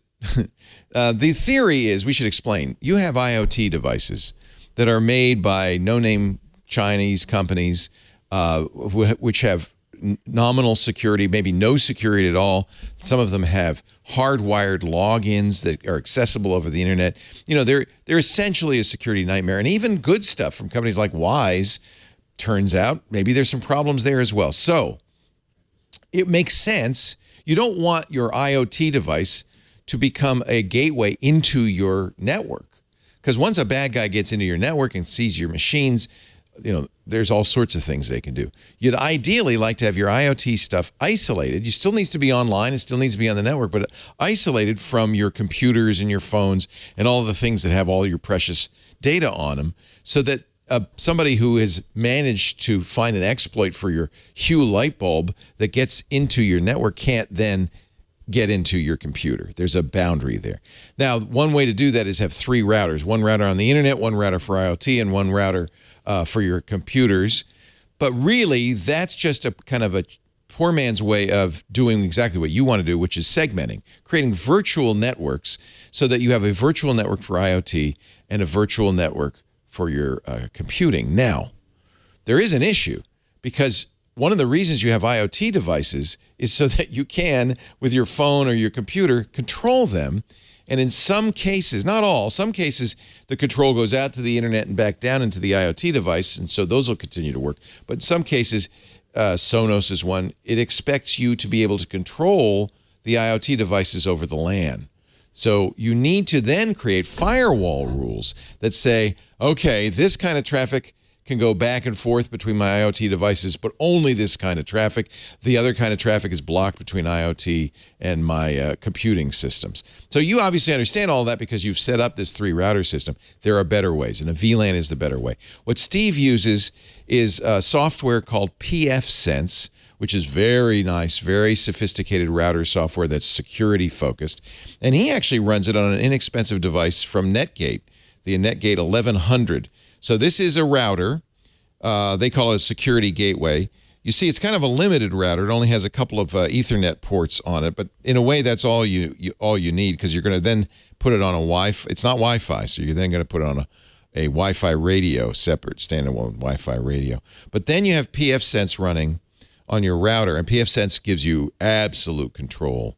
This is what Steve does. He does not do the 3-router solution. So you'll be able to set up VLANs. You'll be able to have firewall rules between those VLANs. I'm not sure what you mean by what. I actually looked at the Netgate. I have the Netgate brochure, and I'm not quite sure what you mean by Wi-Fi radio in addition to the pfSense. Well, I may be wrong, but I don't think these Netgates have Wi-Fi, do they?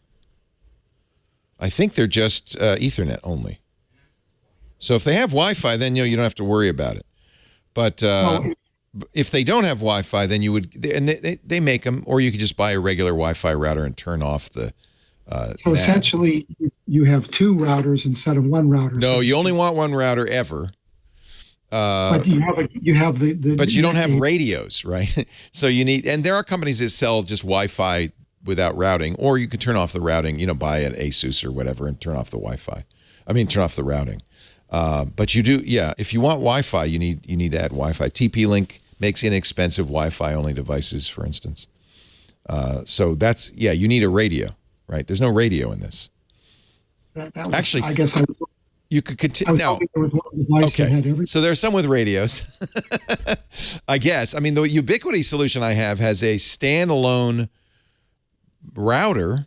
That's the thing that connects to the internet, and then it connects to switches, and then the switches power Ubiquiti Wi-Fi devices. So in effect, it does still have standalone separate Wi-Fi devices, but that would allow also, you can have multiple networks in there, just as you can with the pfSense. It's just they're separate things. So there's a router, that's one thing, and there's a Wi-Fi radio, send and receive radio, that's another thing. In many devices, consumer devices, they're bundled together, but you can unbundle them, and in fact, you would have to if you want to use the Netgate. So that's what Steve uses. But there are, in fact, I think Asus probably, and a bunch of other companies now sell, in fact, I know they do, VLAN capable consumer grade routers. I just don't know. You'd have to look on the specs. I don't know I don't have one to recommend off the top of my head. Andrew, does your Netgate 5100 have Wi-Fi? Because if there's a Netgate with Wi-Fi, that would obviously be the best way to go. I'm not seeing any as I'm looking at the tech specs. Yeah. These are these are hardware routers. It's kind of like Steve used to recommend the Ubiquiti Edge Router X, which is kind of the same as this Netgate. It's a little hardware device that's a router. Router's not complicated. Router could be just this little hardware device with a WAN in that's connecting to your cable modem or your DSL modem or your fiber, and then LAN out, and that's going to go to your network. It could just be a switch. If everything's hardwired, it could just go out to a switch and everything's attached to that. And you set up the VLAN using that, and it does it automatically. It's a firewall capability, basically. Yeah, apparently they don't have any, which is weird. They don't have any. He uses, let's see. Yeah, he says he would recommend Unify, which is what I use, which is the Ubiquiti solution. It's expensive. And I think by this, when you're doing this, you are more likely to buy these little Wi-Fi access points as a separate thing, as opposed to getting them all together. So if you're going as far as using pfSense device, then you know the system of basically getting wireless access points that you want to install in different locations, as opposed to these all-in-one devices that those of us who don't have this more advanced technology use. Yeah, this is you're getting fancy, but it's simpler than a three router solution in a way. You probably, I would assume in these 3 routers, one of them has Wi-Fi, right? At least one. Well, there's an Edge Router X, as a matter of fact. Oh, you are using the Edge Router. Part of it, and then 2 TP-Link. Yeah. So you say they're old, but if maybe they're not, I mean, if I were gonna do this now, I'd probably get Wi-Fi 6E. Wi-Fi 7 is already on the horizon. I would get, and somebody's selling a Wi-Fi 7 router. I wouldn't get that yet. There are no devices that support it, but I would get a Wi-Fi 6 or Wi-Fi 6E. TP-Link is fine. I'm almost certain they sell Wi-Fi only devices that don't do routing, because you don't need the routing. That's what the Netgate will do. So yeah, you've done a lot of research on this. I think everything I'm saying makes sense to you, right, Paul? Yeah. Yeah. Except that why can't they put it all in one machine? Yeah. Well, they can. Actually, they can. I know, and I'll do some research. You're doing Steve Gibson level stuff. There are absolutely consumer grade routers that will do VLANs. Eero won't. Ubiquiti might. I think what you really want to look at is one of the Asuses with 18 antennas that look like spiders. And just look for one that supports VLANs. That's all you really need. Steve has talked, it's funny, Steve's gone back and forth on whether you could use a guest LAN. Almost all Wi-Fi routers now support guests. And he's gone back and forth on whether you could use a guest LAN for your IoT devices. Initially, he said you could not, that there was not enough isolation between the guest network and the main network. But lately, he's been saying it's okay. I'll have to get some clarification from him. It may be that modern routers with modern guest networks do, in fact, isolate the guest network from the main network.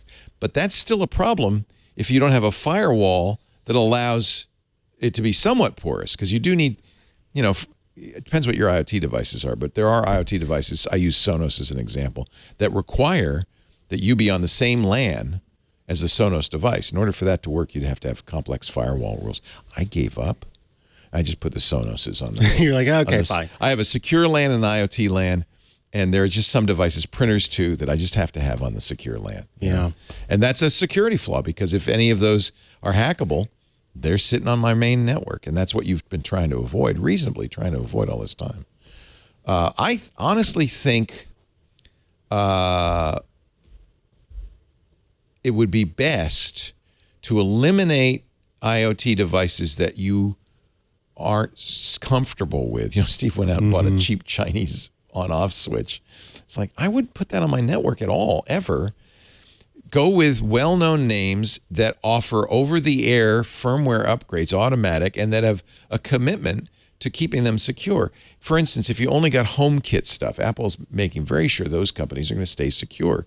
And so probably that's the right answer, which is I trust the Sonos stuff. I can put that on my secure LAN because I know Sonos is updating it, keeps it up to date, and they're not. And they're a big enough brand that if there were a security flaw, as there was with Wise, that alarms would go off, so I would know about it. Right? There's not a good answer to this. There really isn't. You got to live on the edge.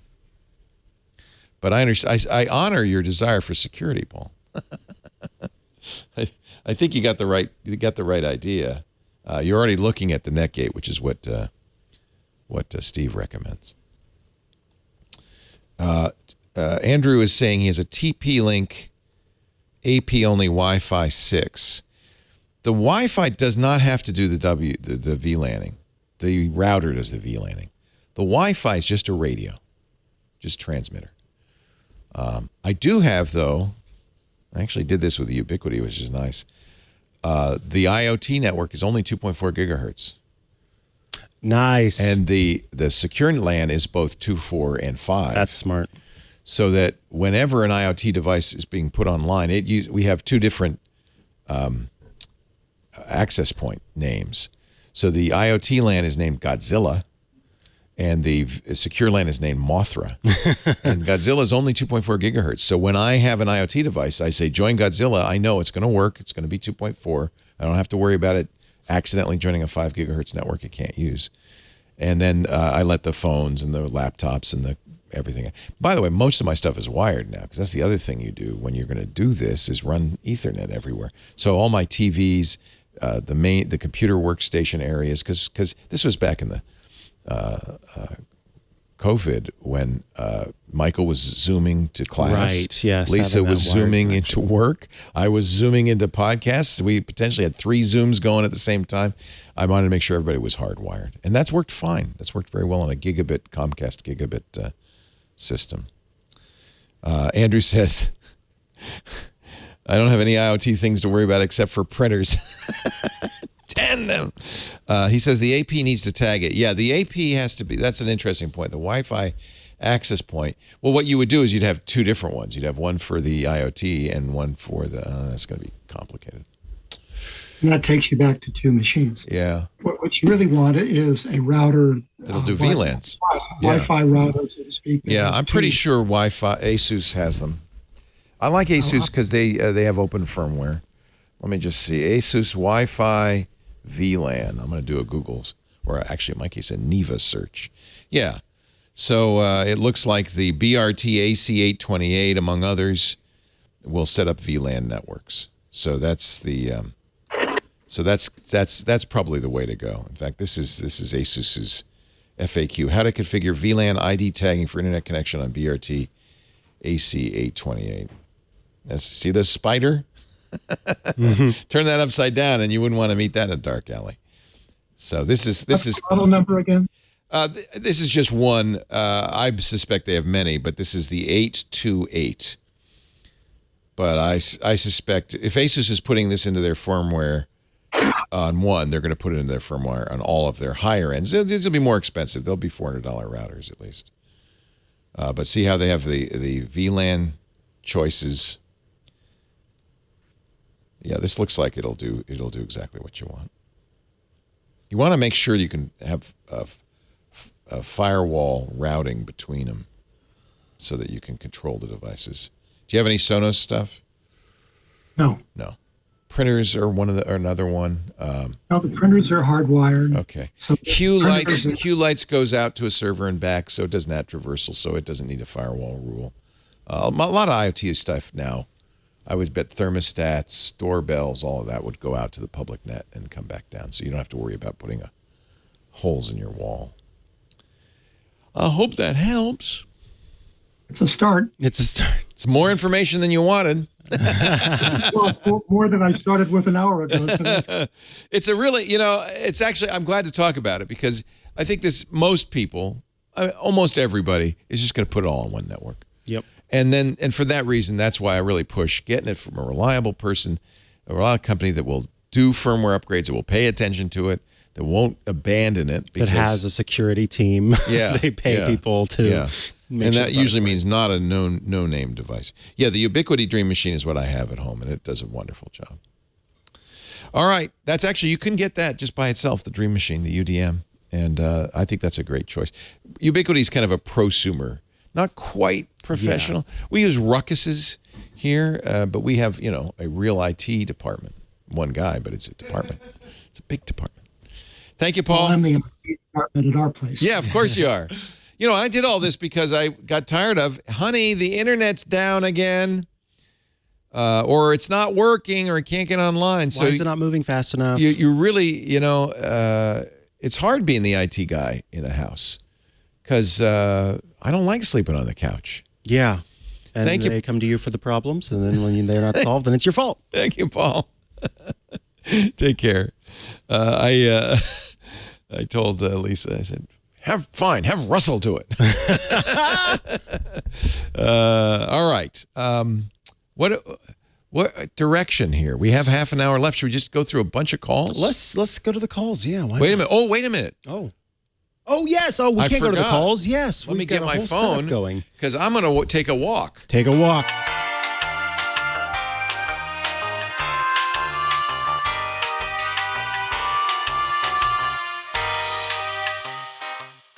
Let's briefly check in on Carmen Sandiego, a.k.a. our driver, Eric, who is in the gates, I believe the gates of Numenor right now, delivering his very important cargo, which is probably something related to Dragon's Gold. Do you have do you have that on the I don't have Zoom running on here. I want to get I can launch it if you. Oh yeah, because that'd be hard to show that one. Let me show it then. I can do it. I have to go. What happens after the show is over is John Ashley comes in with his sharp razor blade and cuts out all of these. There we go. Click on him. Yeah, if click on him. Can't you just pull him up all by himself? Pin or something like that. Click his thing. It'll just go big. Go bigger. There we go. He's driving. Where we don't know where he is, but we know he's driving safely because that's who Eric Sandiego is all about. Every week he's somewhere else. And looks like it's using a Viking center stage. Longship. But doesn't that look like a Lord of the Rings? It does. It's definitely the gates. What do they call it? The it's gates giving Lord of the Rings for sure. Yeah. We got one video call and we can wrap the thing up. I think with that one, right? Is that what you want to do, John Ashley? Let's do it. I know, but let's do that video call because I got to get ahead. Maybe if we have time, we'll do another caller. Hey, Leo and Mikah, I've got a question for you. I've always wanted to call into the old radio show to ask this, but honestly, it's not a question worth radio. I know you guys both carry around man purses or merces, and I've been looking for the best one for myself. I've tried backpacks, I've tried e-bags, I've tried messenger bags. I want to see what you guys carry. Do you mind showing us? Oh, I don't have mine with me. Oh, I can't wait. I got to tell you. So the one that I carry with me most places, I found this bag on Amazon, okay, ages ago, and I'll send John Ashley the link to it. It's just this little bag that has lots of zippers, which I like. Inside there's a mesh zipper that has a lot of my tech in it, and then this part on the front folds up, and inside I've got a place to store pens and other things. I've got my oh goodness, what is it? The YubiKey in there. And then also my partner got me for Christmas this tool that's like a multi-tool so I can unscrew things and, little bolts and whatnot, and an Apple AirTag in it as well. What's funny is I'm not a huge fan of The Walking Dead, but again, my partner is, and we were watching an episode, and one of the main characters, Carol, I noticed that she was carrying this very bag in the show. And then shortly after that, a friend of mine started carrying this bag, and it was in a different color. And then shortly after that, my partner's grandma started carrying this bag Wow. around. And so this has become a very popular bag. I think it's because it's perfectly sized and has so many different pouches and pockets in it that makes it quite nice. And then when it comes to work, this isn't so much a merce as it is like a tote bag, but this is from, I believe it's from Encase from Belkin. Yeah. And this has, what I like about it is that it is sort of a long tote that you can, I put my laptop in here, and it has plenty of space in the middle, but just this sort of tote shape that makes it very easy to carry on my arm, and then two sides for putting a water bottle and whatever else I need in. So yeah, this is InCase's bag. And my favorite part is iPhone can slide right into this very nice and soft pocket. And this can transform from what it is now, which is a tote that I can carry on my shoulder, to a backpack. So it's got these clips here that clip on the bottom, and then these sort of D-rings that clip into the sides of the strap, and I can wear it as a backpack. And I took this to the Apple event that I was invited to, and it was handy to keep everything that I needed inside of. So between those two bags, I've got everything that I need. And again, I'll make sure John Ashley gets the links to these two. But yeah, one is kind of a not name brand bag, and it's quickly become a very popular bag that I see so many people carry. And then the other is this InCase bag that's a sort of tote / backpack. But Leo, I know you like leather. I like leather. The bag I carry actually most of the time is just a saddle bag, and then I got it in San Diego at Coronado Leather, and I don't think they sell it online. They may not even make it anymore. But Andy Anatko has for years recommended a manufacturer, and I'm desperately trying to find the name. There it is, Filson, Filson. Now, he likes this Filson Rugged Twill Field Bag. I'm going to go right to Filson's website because they specialize in kind of expedition bags, American heritage outerwear and stuff. They do a lot of waxed stuff. I have a Filson bag that just looking at our caller. Yes. He looked like a rugged man's man. Can I say? A rugged guy. So Patrick Norton, who I used to work with, also big, strong guy, used to carry like a 50-pound pack. He'd have everything in it. And so my little slim saddlebag is not for that kind of person. What I would recommend is a Filson duffel pack. I have one of these. In fact, this is what I'm going to take on my trip. This can be jammed in to the overhead. It's big enough. Duffels are great because they're big enough to store a week's worth of clothing in. And I think this is the one that converts into either a messenger style or a backpack or just a regular duffel that you carry. It does not wield. That's for... It has... You have to carry this sucker. I think this is the one. I'll bring it in next week. But it has a laptop area. So you have a padded area to put your... I think this is the one. I may be wrong. Yeah, see it, backpack or duffel, or sling it like a messenger pack. You see, there's the sling. The thing will never die. So you better like it because this is so tough. The Filson stuff is so tough, it'll never die. I like the flexibility of it because it's a duffel bag, but it can... And I'm trying to remember which one I got. This was a much more expensive one, the tin cloth. It might be I got this one, but certainly look at Filson's. Everybody has a different kind of need for a bag, what you want to carry, how heavy you want it to be, the style of carrying it, whether it's by hand or slinged like a messenger pack or as a backpack. I love it. The one I got, and I'm pretty sure it's the duffel pack, can go all three. So you really can decide. And it's big enough to hold plenty of stuff, but it also has padding for a laptop. It has I always look for little pouches so I can get extra inside, wires and stuff in there. Andy recommended, and I really like it. I'll bring it in next week and I'll show you a grid thing with rubber straps so you can put Cocoon, the Cocoon, and that you could put little wires in. You slide that in, you slide your laptop in, you got everything you need. Filson makes amazing stuff. Lisa bought me a beautiful Filson leather bag that is kind of too fancy, frankly, for me to carry around all the time, but I'll bring that in as well. So I would take a look at these Filsons and then just decide, for instance, for some people who just want a side kind of messenger bag style, this Rugged Twill Field Bag is great. This is the one that Andy carries and loves, and they have them in a variety of shapes and form factors. The hardware is excellent. That's one of the things I look for in a bag. Hardware, and especially zippers that are not going to fall apart and break, because that's the worst thing. You got a beautiful bag, and then the zipper breaks. That's no good. Filson is making stuff for sportsmen, for people who are out in the wild. They make really nice stuff. So this is, if you want something, and he looked like a man's man. I'm just going to say, he had racks of stuff behind him, and he looked like a guy who would carry a 30, 40, 50-pound pack with no problem at all.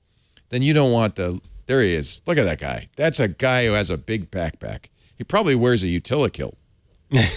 So for you, I would definitely look at Filson. I will bring in, I wish I'd known we were going to have this question, because I have a variety, a large Yeah, you've got variety. lots of bags. Oh, Doctor sent me the cutest little bag. I thought that was funny because it's just this little thing.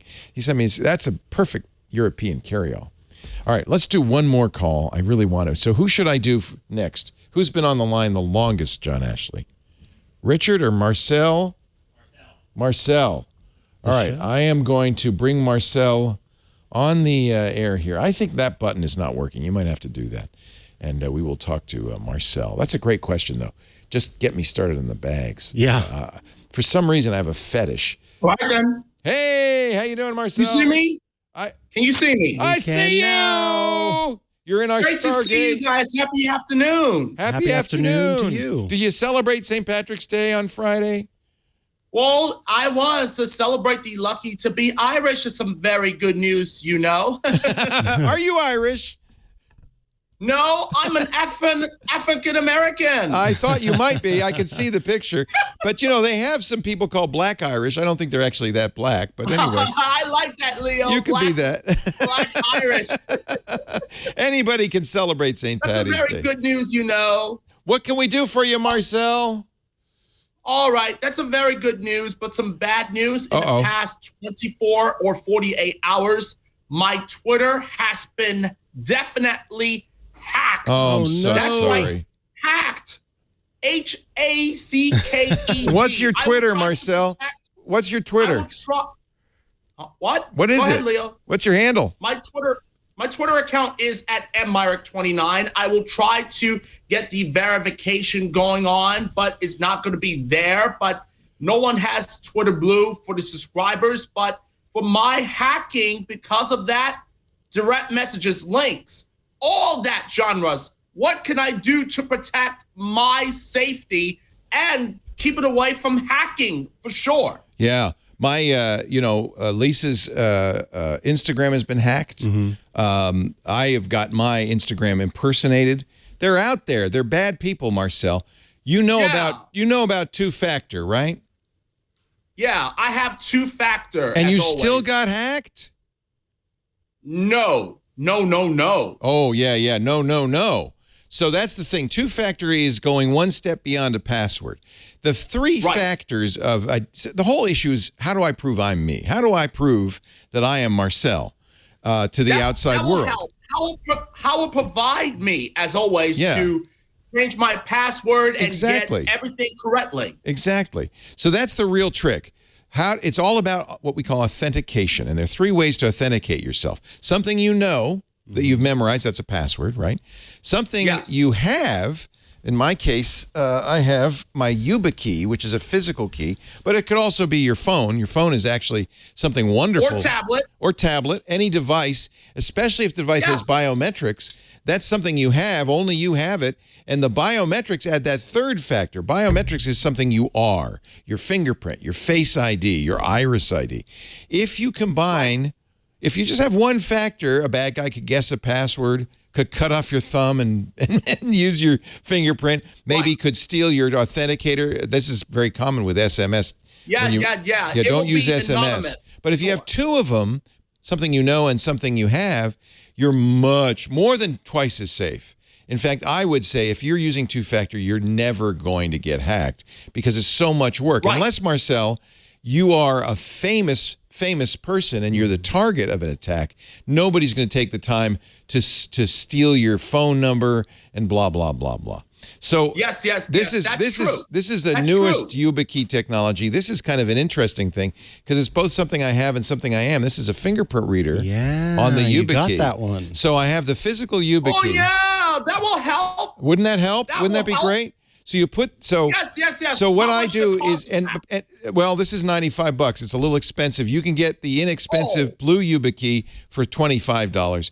Even that is so much more secure. It's probably all you need. Now, it's interesting because Twitter did a funny thing. They said you can't use phone authentication if you don't pay for a check mark. Well, who wants to use phone authentication? That's the worst kind of two-factor. It's better than no factor, better than one factor, but still, it's funny that they want you to pay them so you can use crappy two-factor. You can still use YubiKey or, and I really love this one. This is the one I recommend. It's an open source authenticator. You know, they always say Google Authenticator, and you could use that, but this is one called... I have Google Authenticator. Well, then keep using that one. Keep using that one. That's good. Duo Mobile. Or Duo. I'm using something called 2FAS. You know why I like it? Because I'm an old guy, and look how big those letters are. And I can sort it alphabetically, which makes it a lot easier for me to find what I want. 2FAS, it's free. It's open source. Oh, yeah, that will help. And it syncs. So I'm using this on my iPhone. It syncs to iCloud with a password. You want to encrypt the syncing, right? And so whenever I log in with any other Apple device and install 2FAS, it goes, oh, yeah, I know all your secrets. And it also, if you're using Android, will sync to Google Drive, do the same thing. And you can make a backup.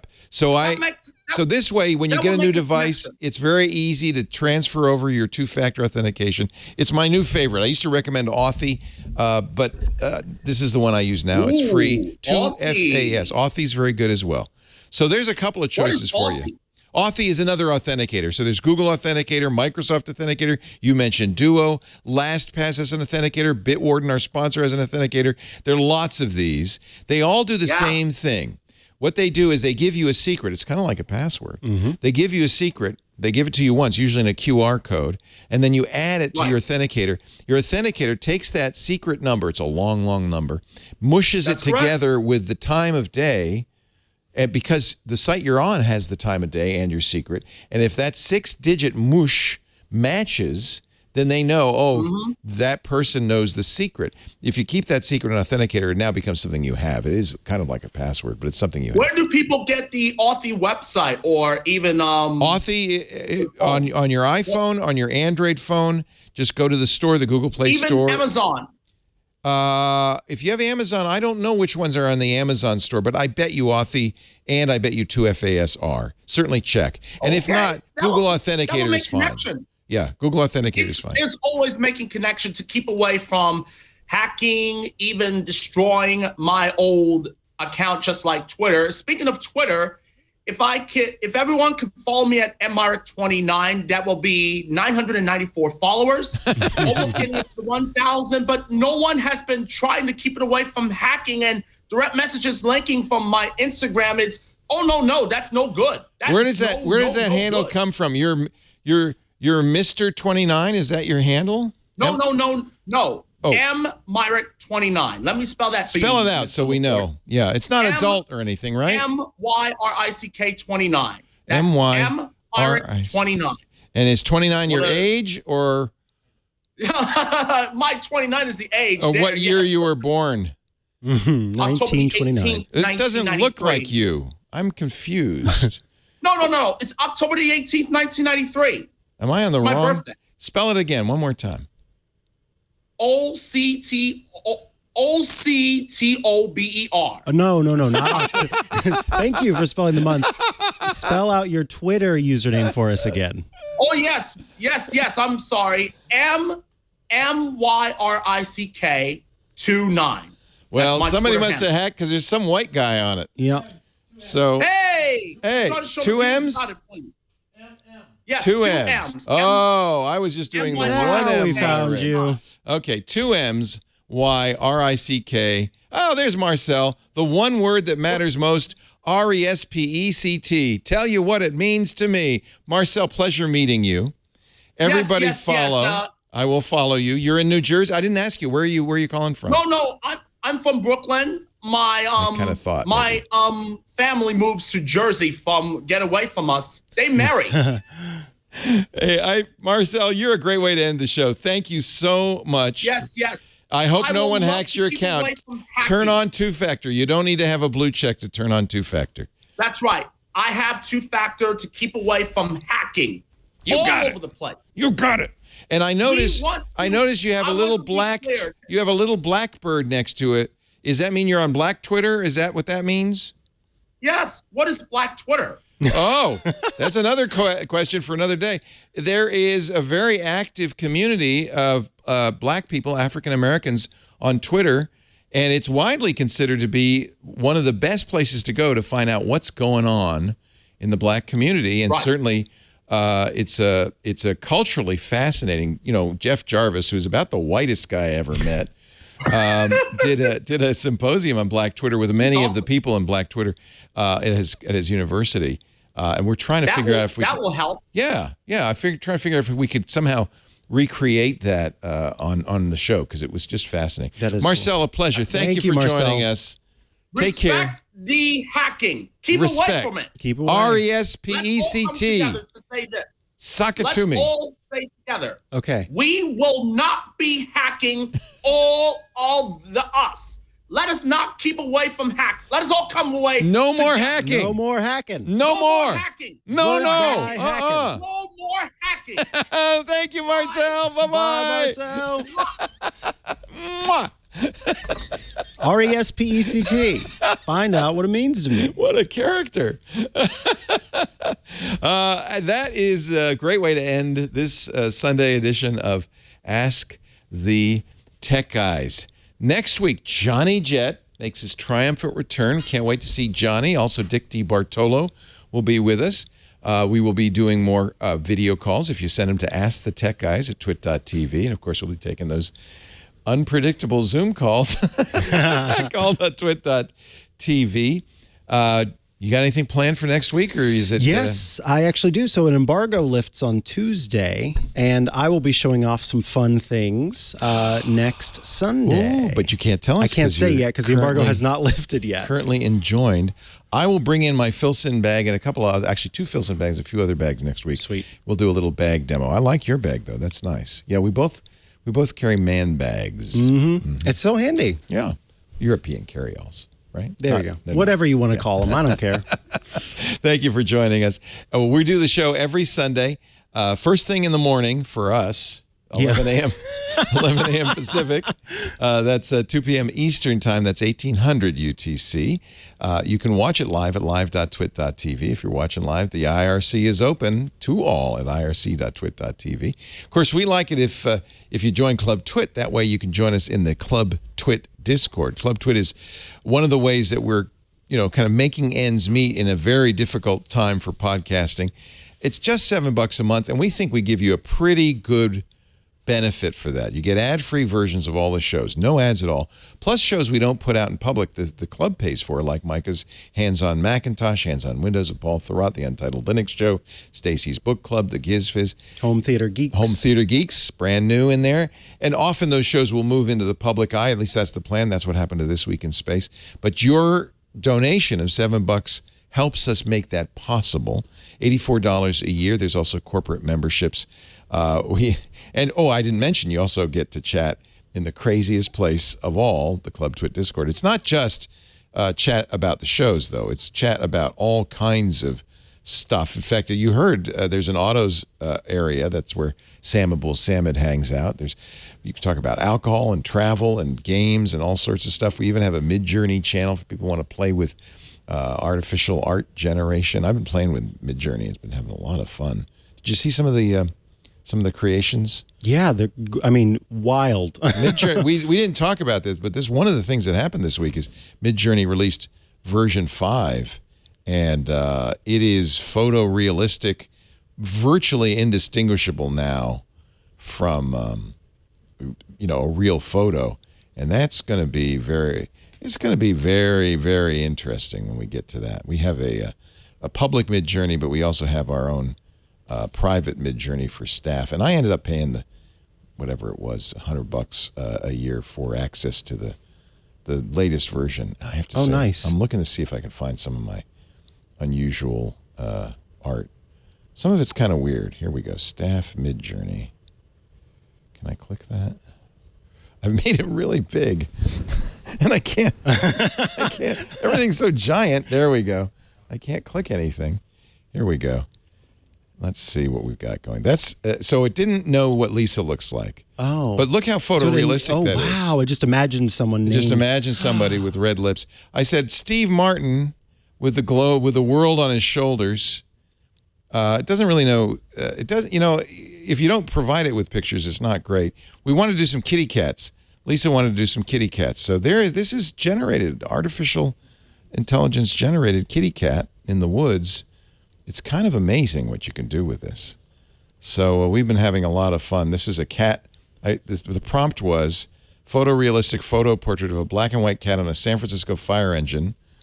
And then I have a bunch of extra little things that are supposedly going to make it look better. That's pretty good. That's very good. What Midjourney can do now, and same thing with ChatGPT-4. We are in interesting times. We'll talk a little bit about that more next week. Thank you for joining us. Join the club. I didn't tell you where. twit.tv/club. Easy. Or club.twit.tv. It all works. And we'd love to see you in Club Twit. You can play with Midjourney in there too. Thank you, Mikah Sargent. Thank you, Leo Laporte. Have a wonderful week. We'll see Mikah on Tuesday with Rosemary Orchard, with iPad or iOS Today, Tech News Weekly on Thursday, back here on Sunday. You'll see me just spread all around the place. Just around the place. Thanks for joining us. We'll see you next time on Ask the Tech Guys. Bye-bye.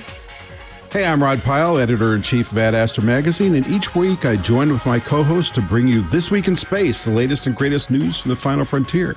We talk to NASA chiefs, space scientists, engineers, educators, and artists, and sometimes we just shoot the breeze over what's hot and what's not in space, books, and TV. And we do it all for you, our fellow true believers. So whether you're an armchair adventurer or waiting for your turn to grab a slot in Elon's Mars rocket, join us on This Week in Space and be part of the greatest adventure of all time.